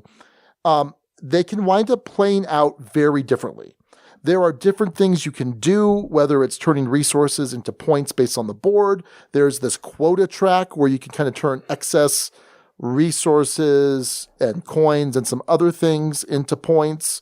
There is a reputation track, which is kind of an area or kind of a majority scoring at the end of the game for some bonus points. And I felt like one game of Charterstone, what I was doing in it from one game to the next was very different. And part of that is based on how rules have changed, on special conditions that might exist or not exist depending on the situation, and also just if I'm trying out different things. And I appreciated that I felt that there was a lot of options for me to try and choose from. And in that sense, I felt like this is a very tactical game. It's very tactical based on what buildings are present, when they're present, because you can unlock buildings and build buildings at different rates. And I appreciated that. I appreciated how tactical of a Euro this felt. And my knowledge of you, Alex, knows that you tend to like strategic long-term planning a little bit more than tactical planning. So I'm curious how that affected your enjoyment. Was that sarcasm? I thought I tend to like tactical more than strategic. I don't know. That's how I perceive myself. Yeah, maybe you're right. Yeah, I actually think the opposite tends to be true. I was thinking of Seven Wonders Duel, but you consider Seven Wonders Duel to be more strategic than tactical, and that's just wrong. Anyway, no, you might be right. Yeah, I think you're right. And I will say on that front, I did enjoy the game. I enjoyed that the game keeps you on your toes because in the midst of a game, you can unlock a rule that changes things pretty significantly, might alter your entire game plan and strategy. And it unlocks completely unpredictably. It's your opponents might do it, you might do it, but you don't know what kind of change you're going to trigger mid-game. The start of a game versus the state of the board and state of things at the end of the game could look decently different. And you do have to adjust on the fly. What has me I'm going to talk about this in a broad sense without getting into specifics. Certainly about story, which we'll talk about a little bit in theme. So my level of enjoyment, Sean, and I don't know how this mirrored for you with this game. Game 1 felt like, okay, simple, but kind of teaching you. It's sort of a tutorial game in a lot of ways. Teaching you what's going on. You spend a lot of time building up, a lot of time gathering resources, and it's fairly standard. Towards the end of Game 1, though, you could tell there was some interesting stuff coming. Game 2, hooked. Really cool, interesting stuff. Games 3 and 4, I was straight up overwhelmed. There was just too much stuff coming out too quickly, and maybe this was a function of us playing a 6-player game, but the pace of the unlocks came in such a way that it felt hard to keep up with. And mentally, I felt totally lost, and quite frankly, the results on the board showed. Games 3 and 4, I finished last and at least one of those, and probably second to last in the other. I was not doing well. I wasn't grokking it, and I could tell there was some really cool, interesting stuff going on, but it was I felt overwhelmed and underpowered and completely lost. And then I hit Game 5, and Games 5 through 8, I won 3 of those 4 and really understood what was going on. So 5, 6, and 7, really enjoyable, hooked, felt like I was on top of it, understood what was going on. Game 8 felt like I broke the game in a weird way. Not in a bad way, because the final score ended up being close, but in a way that had me effectively spamming an action space without getting into the mechanics of why I was spamming it or how I was able to spam it, but had me spamming an action space for the course of the entire game, which every time I did it drew a chuckle from the table, but it wasn't the most fun thing in the world to do. It just happened to be the best thing for me to do. Maybe because the board itself hadn't changed enough, or because I didn't want to dive enough into the board to see what was available as far as other options or ways for me to pursue. We'll see in the long run if that ended up being a winning strategy for me or not. But that one felt like it kind of slowed down and leveled off. And I was at one point after Game 7, and I was at a different point at the end of Game 8. And I've changed where I'm at, which makes it really hard and awkward and iffy to assign a score at this point at all. Sean, did that mirror your experience at all with this, or you tend to process those bigger rule changes a little bit better? Anyway, I had always felt this was more your kind of game in general, or probably would be. Yeah, so I know that in my group, like you mentioned, we had Nick and we had Matt and Matthew, and go check out dukesdice.com for their Wham review of Charterstone. I know that there was some concern with some of them that the rules were coming out too quickly. I didn't have that issue, but I can certainly see how that could be a problem for some players. But yeah, I didn't experience that myself. I feel like my enjoyment of it tended to increase at a pretty steady incline, and then it's been kind of plateaued, but still at a high level. I've enjoyed it through Game 9. In Game 9, I kind of did some kind of broken things myself, kind of spammed certain things. If you want to hear exactly what I did, you can go check out the spoiler review on YouTube, but I won't quite go into that. What's cool is I can't do it in Game 10. What I did in Game 9, I can't do in Game 10. And I think that's kind of cool. It was cool to see if I could do it. I was, Alex, dare I say, experimenting in Game 9. Successfully, it sounds like. Successfully. Yeah. So it was pretty interesting. Overall, I've really enjoyed this experience. I've enjoyed the base mechanics of the game well enough. It's that Euro worker placement, resource management that in and of itself is nothing too crazy. But then there's just a little bit of excitement of, ooh, what's this crate going to be? Because basically, when you build a crate, there's this whole index chart or crate chart, and it says, okay, you've opened this, now open up this new rule, give this player these new cards, put these cards into the general supply, and there's a little bit of an excitement there of, ooh, is this going to be a new rule? Am I going to get some cool new building? What's going to happen? And that's that kind of Pavlovian input where I'm just like, ooh, I want to keep ringing that bell, so to speak, I guess. And I enjoy that. And it's different than, say, a Pandemic Legacy, where Pandemic Legacy is cooperative. We're all kind of invested in this together. Here, the competitive nature changes things a little bit. But for whatever reason, I really enjoy that whole aspect of what's popping out next. And the cool thing is, okay, let me see. How do I describe this? You are only able to keep a certain number of the various cards that you open in a given game. And so maybe I open up this cool building, but I'm unable to build it. And maybe I decide to not keep it. And so it gets shuffled back into the deck, and someone else could get it later. I like that. I like that things kind of get cycled in and out, and you might see them at opportune times or not. Yeah, and I will say this, the game encourages you in a lot of ways to play with variety. Sean, you mentioned this idea of not being able to repeat the same strategy. I may or may not be able to repeat my same strategy, but there are very good reasons that the game provides why I would not want to repeat those. And to get into that too much might be into spoiler territory. I can't say exactly why. Yeah, no, you can't really say why. I know what you mean.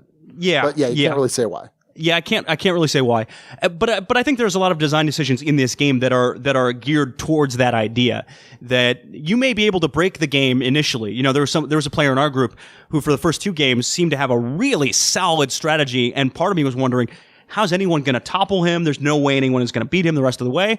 And sure enough, the tables turn because of different factors, other things coming out, different buildings.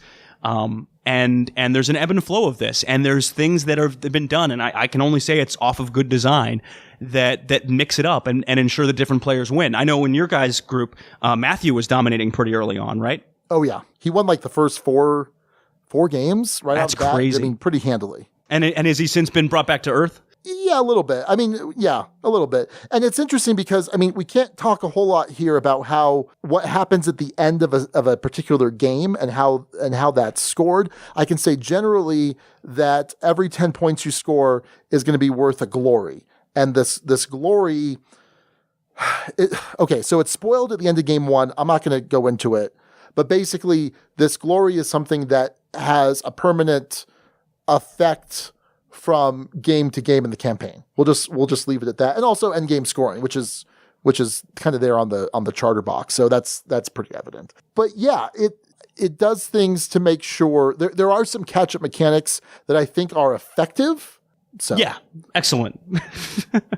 Yeah, I know it's hard. So let's talk a little bit about the theme or the narrative here. For the most part, I think that you look at a game like Pandemic Legacy, a game where I'm not crazy about base Pandemic, where the mechanics that we're adding and subtracting and whatever was fine. I enjoyed it well enough, but you're still playing Pandemic with just certain things spruced up. But what really kept me wanting to come back in Pandemic was that narrative. It felt so cinematic. It felt like a movie, and it had me hooked. I loved it.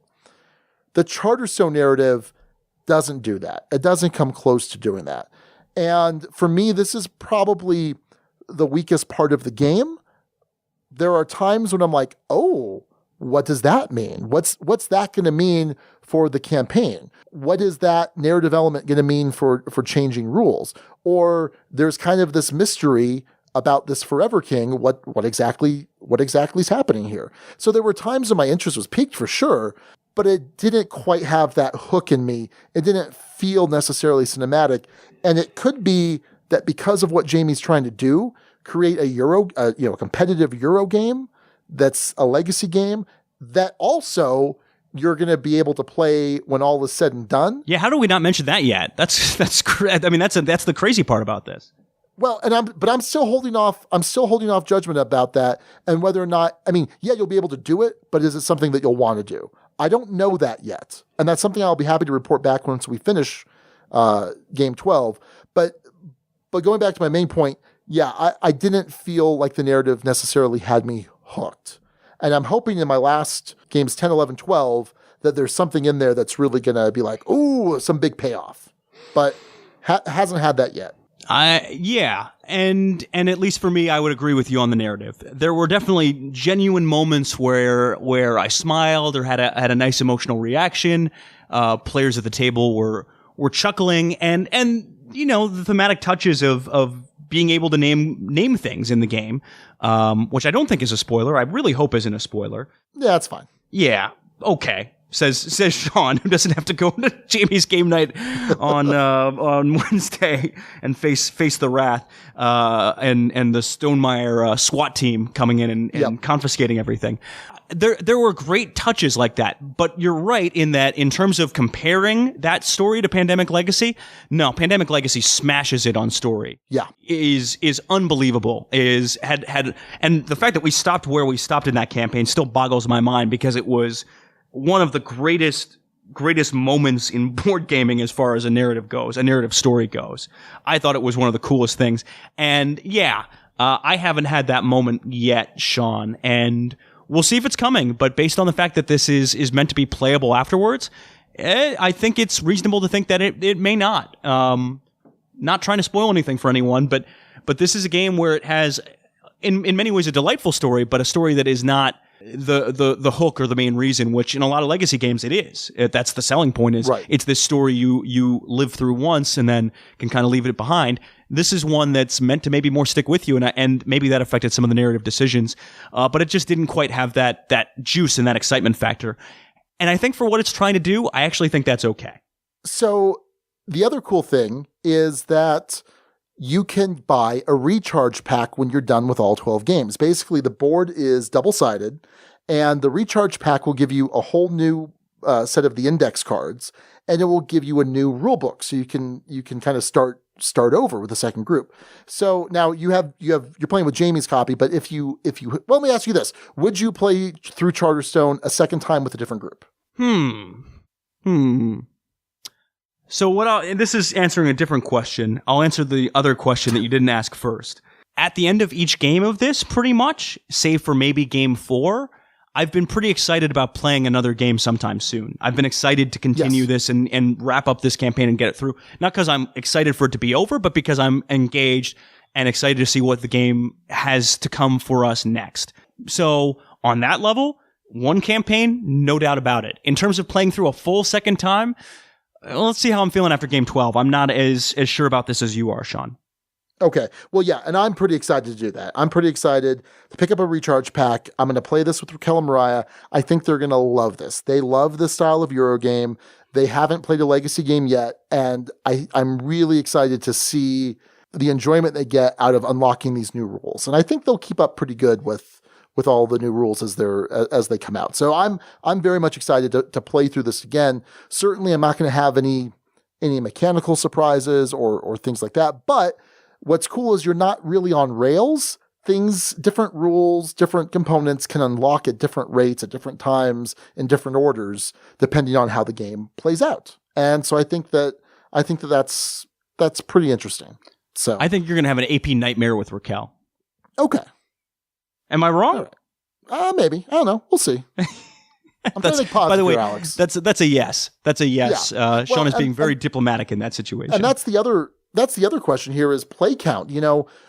Normally we try and get a wide mix of play counts when we do a review game, but the way this game is set up, I was locked in at 4. You were locked in at 6. I like it quite a bit at 4. 6 kind of seems crazy to me, but you would have more experience there. And then I'll be playing it at 3, which is going to be kind of interesting. So there are ways to kind of account for missing players, which I'm not going to go into any details about, but I'm interested to see how it plays differently at 3 versus 4. I don't know that I'd want to necessarily play it at 6. That seems a little bit crazy and hard to keep a group together too. Yeah. It worked out. I mean, we've taken turns providing meals for our next session, which will come out the day this episode drops. So we'll see how that goes. Hopefully, I haven't pissed off Jamie too bad. We've taken turns bringing food, and it's actually worked out pretty well. I was the odd man out who had us miss a session of all things. It's played pretty decently for 6, Sean. It's moved. I mean, the game has moved just fine. It hasn't overstayed its welcome as far as that goes. So at full player count, it works. And I will say this, I like the friendly design decision of there are rules in there that allow folks to drop out of a game, which I think is a pretty wise decision as far as that goes, because, hey, there might be someone in that big group that doesn't like what they're playing with, and why have them suffer through all that stuff, all 12 games. So I think that was a smart decision on Jamie's part there as well. And but yeah, it doesn't overstay its welcome. We've been able to get into 2 games a session, and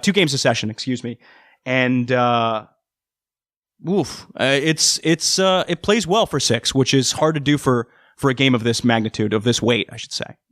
Yeah, I just think it's interesting. We can't necessarily give an opinion on what a best play count might be, or a player count might be. So I just think that's interesting. But the guild, we asked the guild, do you have any questions for us about Charterstone? And we'll try and do our best to answer them without any spoilers. So Jack Lou asked, what's the driving narrative of the game? Like in Risk Legacy, it's creating permanence on the world that affects combat. Pandemic Legacy, it was combating the plague with events to shake things up. Seafall is based on exploration events with pickup and deliver mechanics. Charterstone is based on city building, but what is the driving narrative for the legacy events? That's a tough question without spoiling. I would say that you are city building at the behest of the Forever King. The Forever King, he lives in the Eternal City, and he wants you to go out and settle the land. And nope, can't say that.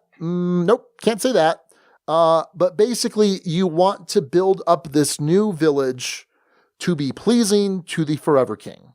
And so the narrative, the driving narrative element that drives the mechanics is, are you pleasing or displeasing the Forever King? I think, am I good there, Alex?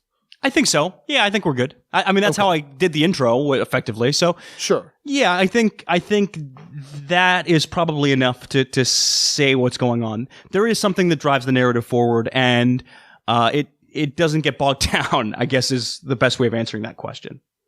Phil Hendrickson asks, with Pandemic Legacy, the biggest problem for us was getting the same group together repeatedly to play the game. We had some long lapses between sessions, which broke the narrative flow of the game.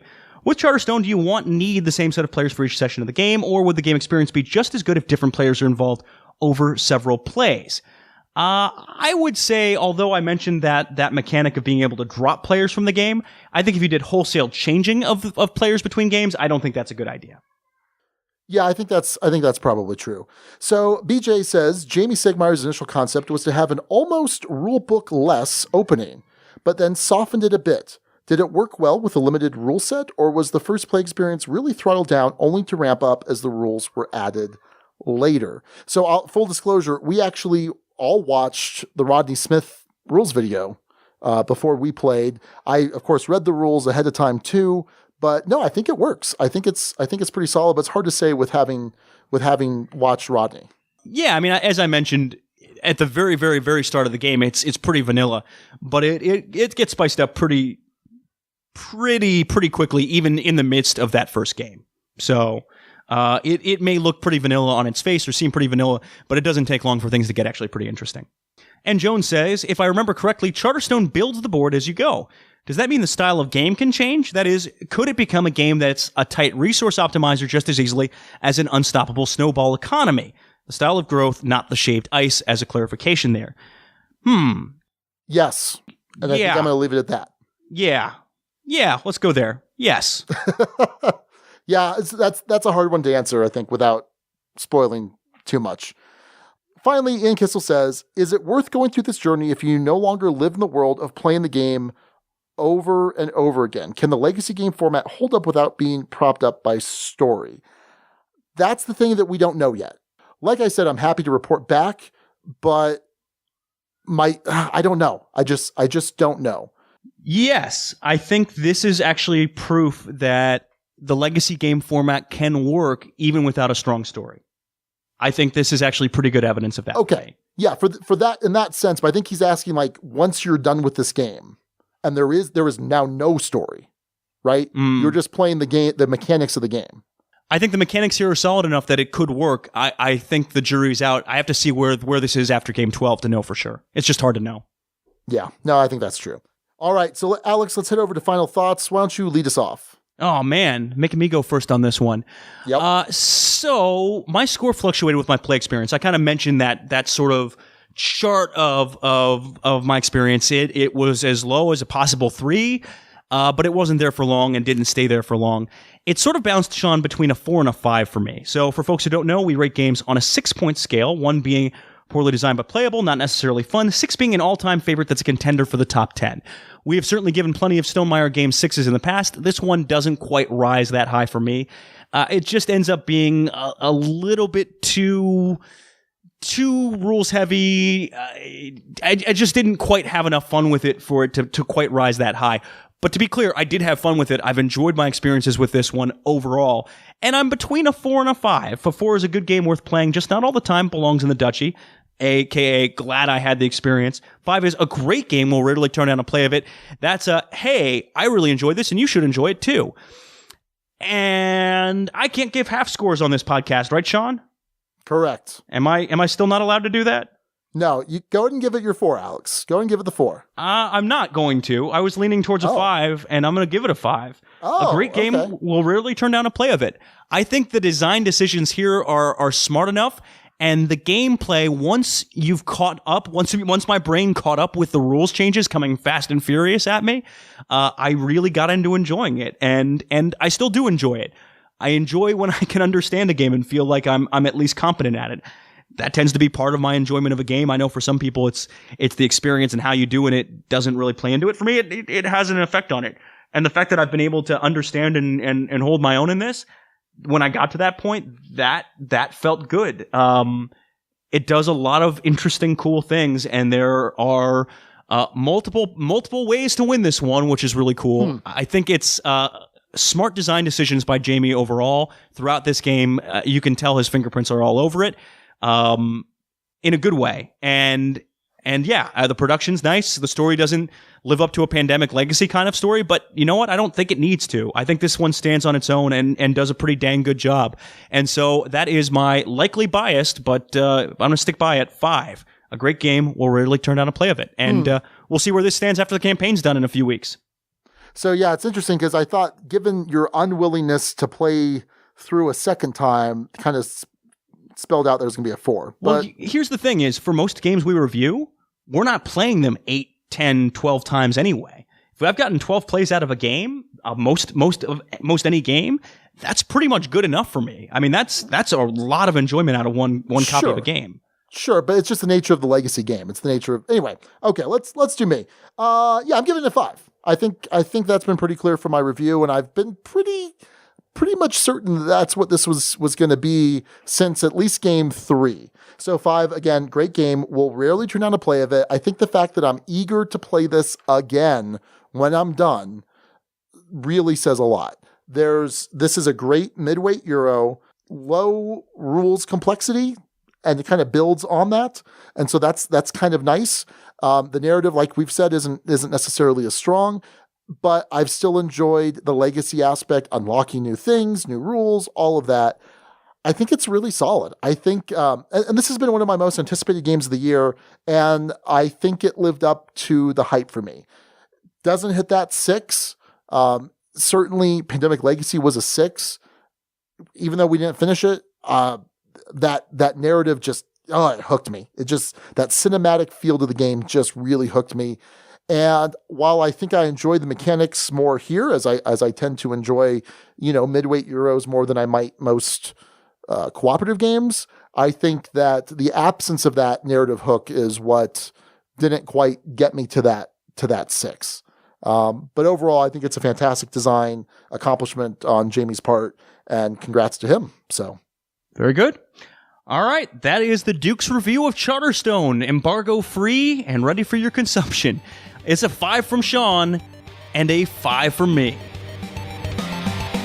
You are listening to the Dukes of Dice, proud members of the Dice Tower Network. For other great shows in the network, check out dicetowernetwork.com.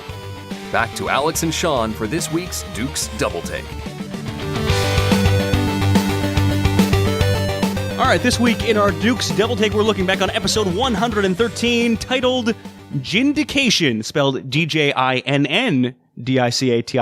Pretty nice name. We were talking about the networks in that episode from Gilhova and Formal Ferret Games. Sean, we had the same score on this one back in the day. Maybe a little surprisingly. I thought I was going to be higher on this game than I ended up being. I gave this one a high 3 at the time. I said that I liked a lot of what it was doing thematically. I actually liked the presentation and art, which I know there's some people who do not, but I did.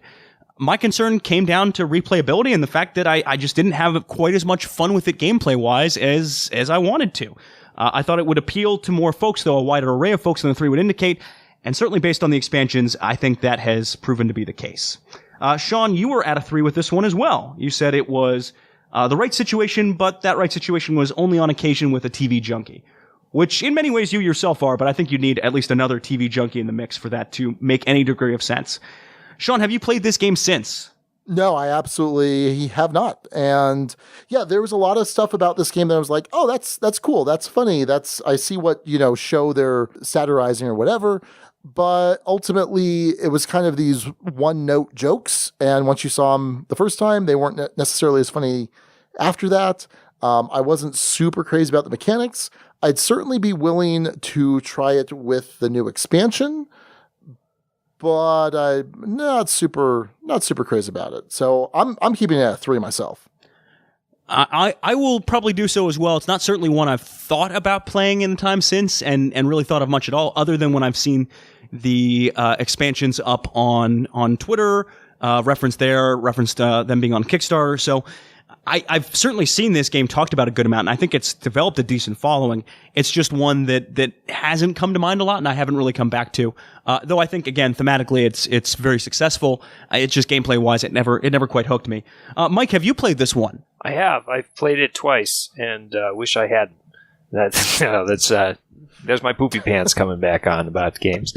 No, the first time was great, and I don't really have too much interesting more to say than what a lot of the community has said, which is I think it's a game you should play once. It's a fun game, but it's going to get real tough after that.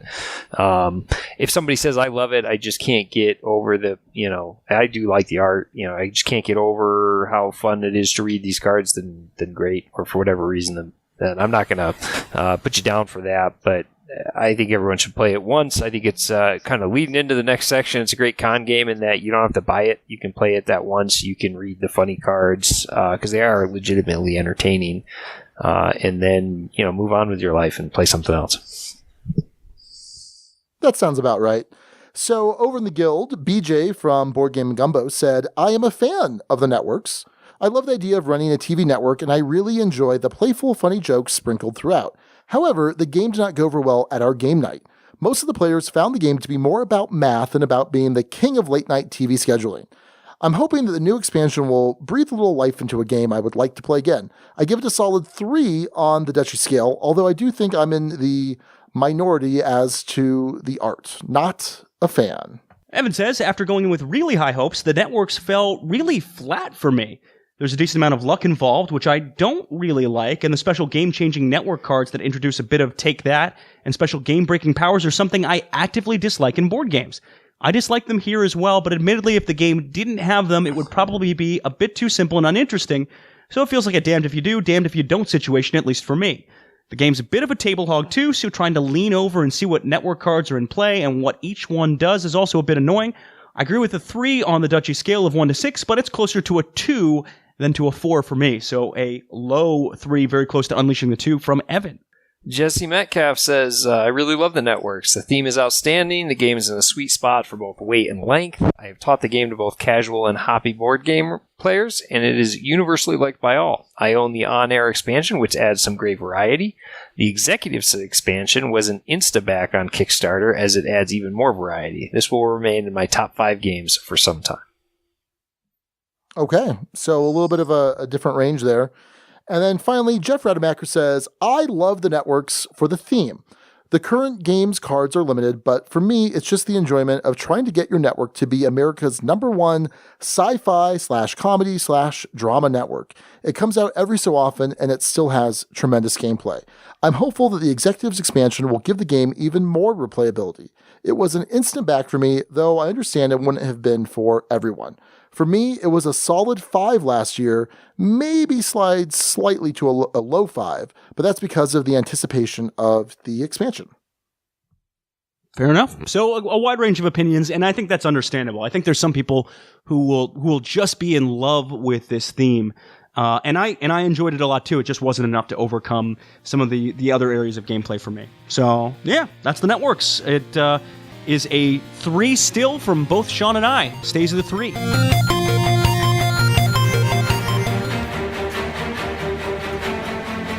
Downfall from Tasty Minstrel Games is currently blowing up on Kickstarter. This is the deluxeified version of Downfall, and if this is a game that interests you, you'll want to go ahead and back this because these deluxeified versions are amazing, and they're not typically available at retail after the Kickstarter campaign. Downfall is designed by John D. Clare, who's the designer of Mystic Vale, and now he's bringing us a 4X game through our friends over at Tasty Minstrel Games. In this 4X strategy game, each player will take control of a unique faction in the year 2213. It's a bleak and unforgiving future where survival is never certain. Using a unique card drafting mechanism, players will have several options on their turn. Will they forage for resources, abate radiation, or travel and explore the desolated wasteland with their citizens and airships? As the game proceeds, will they spend time researching new technologies or triggering conflicts with their opponents? All the while, you're having to deal with a myriad of harsh events and a nuclear winter. Downfall will be on Kickstarter until November 10th, 2017. Be sure to check it out. And for all of Tasty Minstrel's other great games, check out playtmg.com. All right, today in our discussion topic, since we have Mike Canavan on from Rocky Mountain Gaming Vacation, we figured this would be a good time to talk about what makes for a good convention game. What's a good con game? Because there are certainly situations that come up at gaming cons that don't come up in your weekly game-to-game experience, and games that you will play at cons that might not see the table otherwise. So, gentlemen, what for you makes a good con game? You know, I wrote a little list here, so I've got quite a bit to contribute here, but I think, you know, one of the things that I like to see at the cons is games with a pretty good player count and plays well at the max player count, because the last thing I want to do is set up a game that plays 3 to 5 that I want to play at 4 and have some nice looking gentleman or lady come up and be like, do you have an extra seat? And then have to be like, no, we don't want to play with a 5th player, specifically you. Which, has happened to me a couple of times in cons. You try and find the dark corner, so, that's probably, that's probably a little bit from somebody who runs the con, where I say, like, yeah, this is a great game, but let's play it at 4 because, it's probably better at 4. And then I have to explain to some guests that, let's pull that out, another time and let you play it with some other folks, because both of you will have a better experience not playing it at max player count. So that's kind of my first criteria. What about you guys? Well, let me just say, quick aside, I feel super awkward all the time when we're doing a review game and I'm at Empire and I'm like, okay, I really need to play this at exactly 3. And someone's like, hey, can I jump in? And I'm like, no, I need this play count. Sorry, I'm a jerk. Exactly. So I think that some great con games are games that have great visual appeal and games that are kind of hard to set up in other situations. So I'm thinking of a lot of dexterity games, right? Like I know, Mike, you had some, like Tumbling Dice at BGG. There's a bunch of different dexterity games kind of out in just outside of the gaming hall, where they're really low rules overhead. They just look cool. They're different. They're not something you get to play a lot. I think that's really cool. Pitch Car, another great example. You have that set up too, right, Mike? Yeah, we had Pitch Car and Tumbling Dice. And don't forget, like the king of this, I'm sorry to continue to self-promote, but our Speed Dungeon. I mean, I think people really love that, being able to come in, see the full setup, Dwarven Forge, Speed Dungeon, and know this is going to take exactly 1 hour because it's time. The rules are very, very simple. And yeah, man, people just eat that up. They love it. No, the Dwarven Forge terrain pieces are amazing. If people aren't familiar with them, Google Dwarven Forge. They've run like 4 or 5 different Kickstarters. They're super expensive, but they look super cool. When it's set up on a table, it's just bringing this whole, D&D style RPG to life. We got to run through it at this last Rocky Mountain Gaming Vacation, and it's just kind of a stripped down, like tactical D&D 4th type scenario or type situation, and it was a lot of fun. It's really cool, and it just looks cool. I think one thing that was mentioned on the Guild that I thought was really key, and I think is definitely a big part of what makes for a good con game, is this requirement of being easy to add players. Certainly, not every con game has to be that, but a good con game can definitely be that. And the one that BJ from Board Game Gumbo mentioned on the Guild was Word Slam. And Sean, I know this one fell a little more flat for you overall than it did for me. And it might have been from context, because when I was playing this at the con, at Dice Tower Con specifically, it was a hit. Everyone was into it. You could add people pretty easily. A crowd would gather. People would come. People would go. You'd have these big, massive teams, people shouting. trying to guess as quickly as they could, me allegedly cheating with my placement of cards. Yep.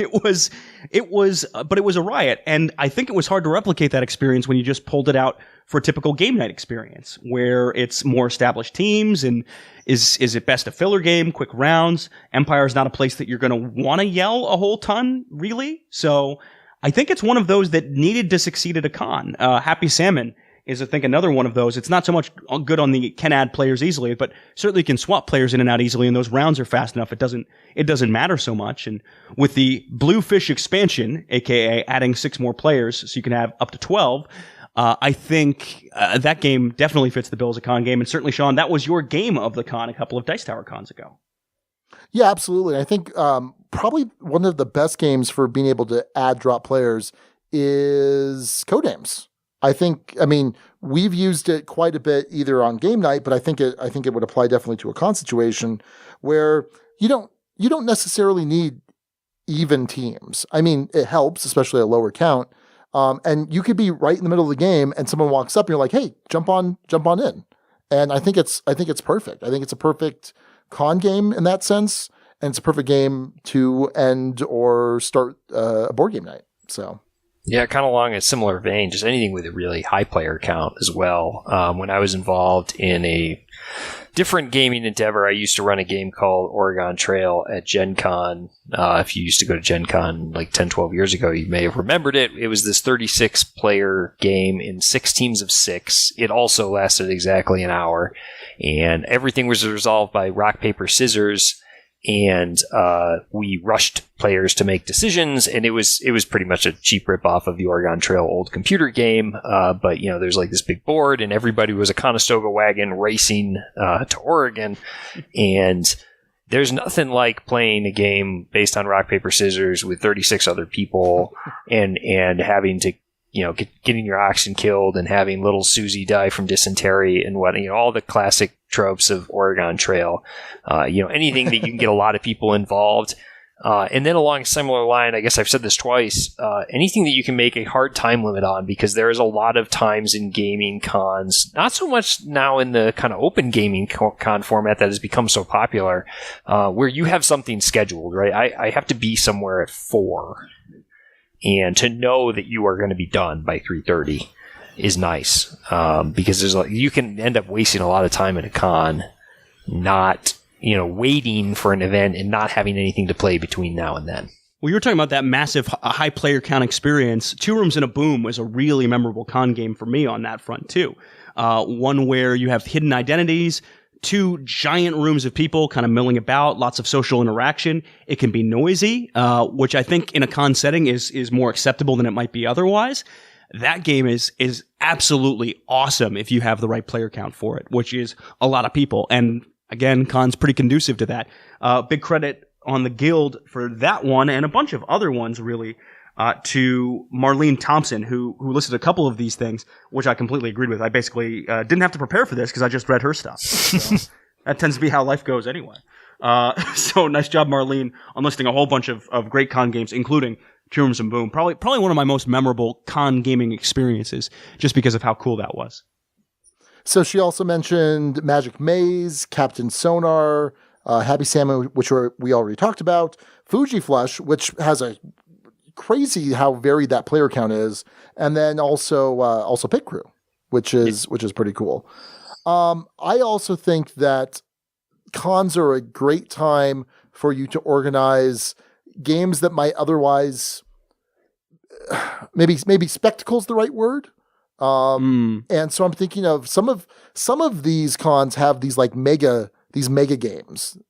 And I know Dice Tower Con had I think one they did where there's 40 people playing. It's this big social game. There can be, you could be playing different roles. You could be different governments and different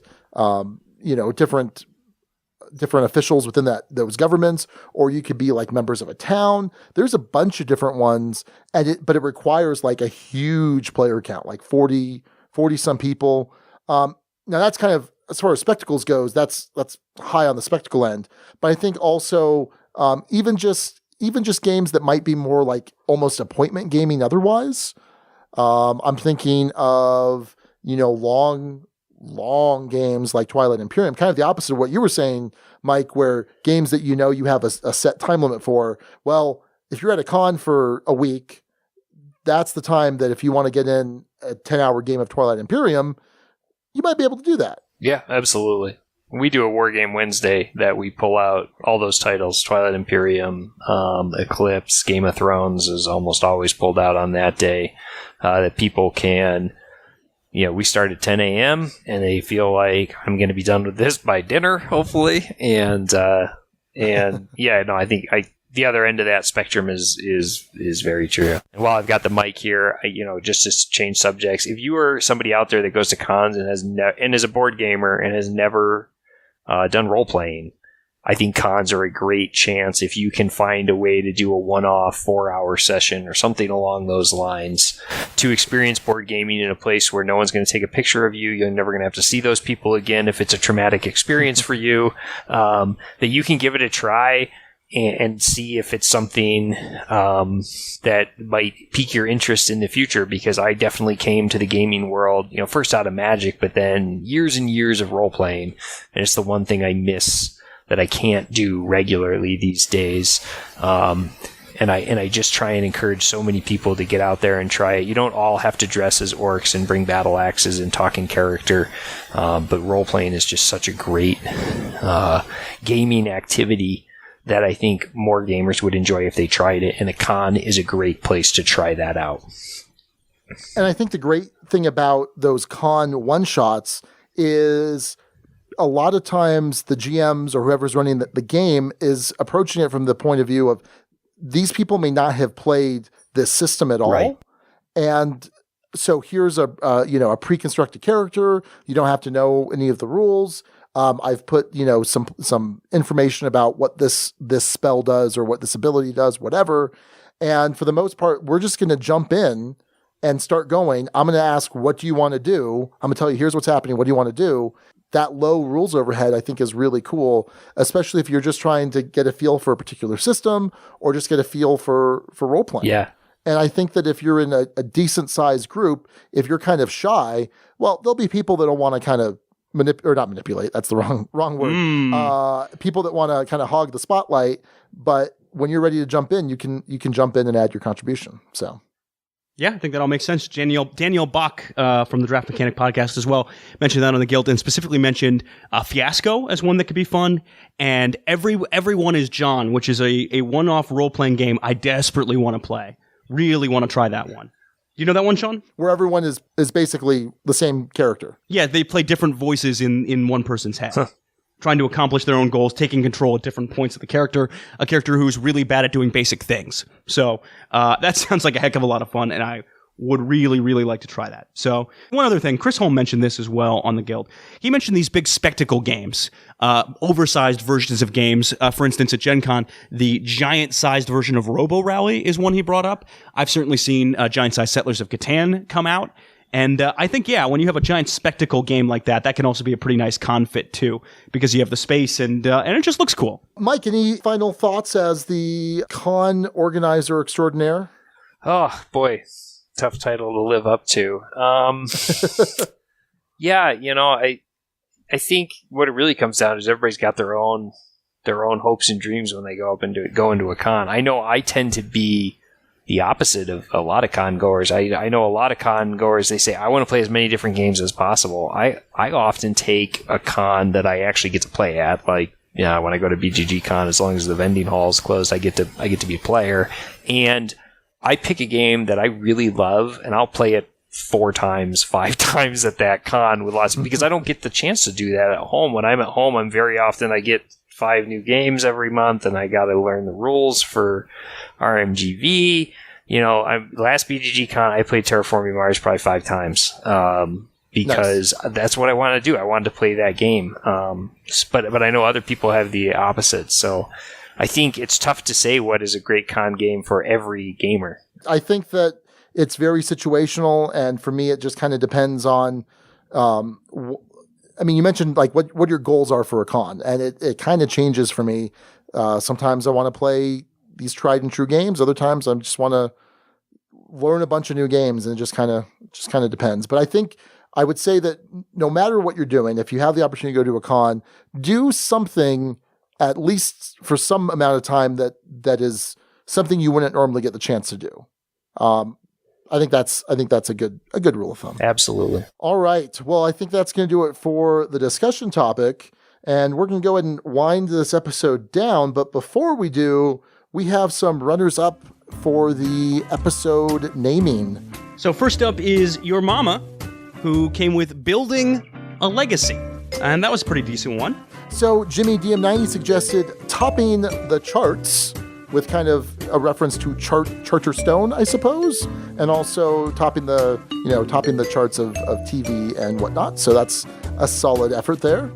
Coming from BJ, we have Magna Charter, which was a close second for me based on the intellectual nature of it, coming from Magna Carta, building governments, and then, of course, Charter being both kind of civilization building as well as charts, and TV ratings. So great name there. My arch nemesis and rival, Steve O'Rourke, the name father, came with Stickers and Clickers, which was a pretty clever one. I would probably get the bronze medal for me this week. And then finally, Ian Kissel suggested, we built this city on rock and B-rolls. Yeah, I love the TV term. Which is a reference to, is that a Foreigner song? Is it Foreigner? No, it's not Foreigner. It's Starship, I think. It's Starship. Okay, fair Yes. enough. Starship, Foreigner. Yep. That's pretty close. It's close enough. Yeah. Anyway, so nice job naming that, as always, Guild. One other bit of show business before we go, and this is another reference back to my arch nemesis and rival Steve O'Rourke, who started something pretty dang cool on the Guild, belongs somewhere else in the Duchy. He had a copy of a game that he, had in his collection, but thought deserved to be in a better home, and thought there would be some interest in the Guild, so he put up a thread, got a bunch of thumbs on it, and ultimately picked someone at random to send a copy of a game I am still looking up at this very moment, the Stouffer Dynasty. There we go. Stouffer Dynasty. There we go. I jumped in on this as well in a bid to outdo him and get more thumbs, and I certainly did because I posted Arboretum on the Guild, and that one is now headed to a good home as well. I am encouraging the Guild, please jump in and do this if you feel so inclined. If you have a game you'd like to move somewhere else in the Duchy, build up a little karma and get that game played, because I think it's it's one thing to have a game in your collection. It's another thing to have a game just sitting on a shelf gathering dust when someone else might enjoy it. So show a little Duchy love. I love the idea of all this, and I hope more folks jump in and participate. That's very cool. And I'll actually be putting one up this week myself. What game is that, Sean? I don't know. I will look, Alex. Is it Zolkin? No, we've been through this. You're done. It's just the board of Zolkin, no gears. Yeah. Good luck with that, everybody. But yeah, definitely go check out our Board Game Geek Guild. In fact, just kind of during the off weeks, we've been putting some stuff up. So definitely head on over there and see what the rest of the Dukes of Dice community is talking about. But this ain't an off week, Sean, because I'm going to be seeing you in Vegas. Well, yeah, but I'm just generally speaking. It's a general announcement, Alex. I was just trying to let folks know. Yes, we're going to be in Vegas. Thank you. Good work. Good work. Well, Mike, thank you again for your support, and thanks for coming on again, as always. Thank you. Love to be on the show. Always love you guys, and looking forward to listening to the Charterstone review that just happened a while ago. And yeah. Okay, I can't lie to the audience anymore. So wait a minute. We haven't recorded this yet as of the time of this episode. So if something really cool or dramatic happened during the Charterstone part, I hope you really enjoyed that, because we haven't recorded that yet. I'm sure it'll be fantastic. Time warp. So before we take off, Mike, if people once again want to find out more about Rocky Mountain Gaming Vacation, what's the best way to go about doing that? Sure, the website, IcarusTours.com, ICARUS tours.com, Rocky Mountain Gaming Vacation.com, which is pretty long, will also get you there. And if I've done my job properly, Googling anything in that realm will also get you to the website. You follow us on Twitter, although we are not particularly active, but we do tend to get out there. The Dukes generally tend to pass our information as well. And info at Icarus Tours will get you directly to my inbox, where I can answer any questions if the website's a little confusing. We're great at putting on Board Game Vacation's not so great at websites, so occasionally we don't get across the proper information. Rocky Mountain Gaming Vacation, you down with RMGV? Yeah, you know me. Sorry, Mike. I apologize for Alex. But no, I would definitely second that you guys put on a fantastic experience, had a ton of fun last year. I know Alex enjoyed his, at least I'm assuming he did. Oh, I did. Yeah, it was too brief of a time for odd situations that came up that particular year. So I'm going to be pretty jealous of all the folks who get the full RMGV experience out in Utah this year. Yes, indeed. Thanks, guys. Been wonderful being on the show, and I'll see you guys soon. All right, well, that's going to do it for episode 161, which we've titled Prime Time Legacy. Thanks again to Striker J for that episode title. Until next time, this is Sean. And Alex. And Mike.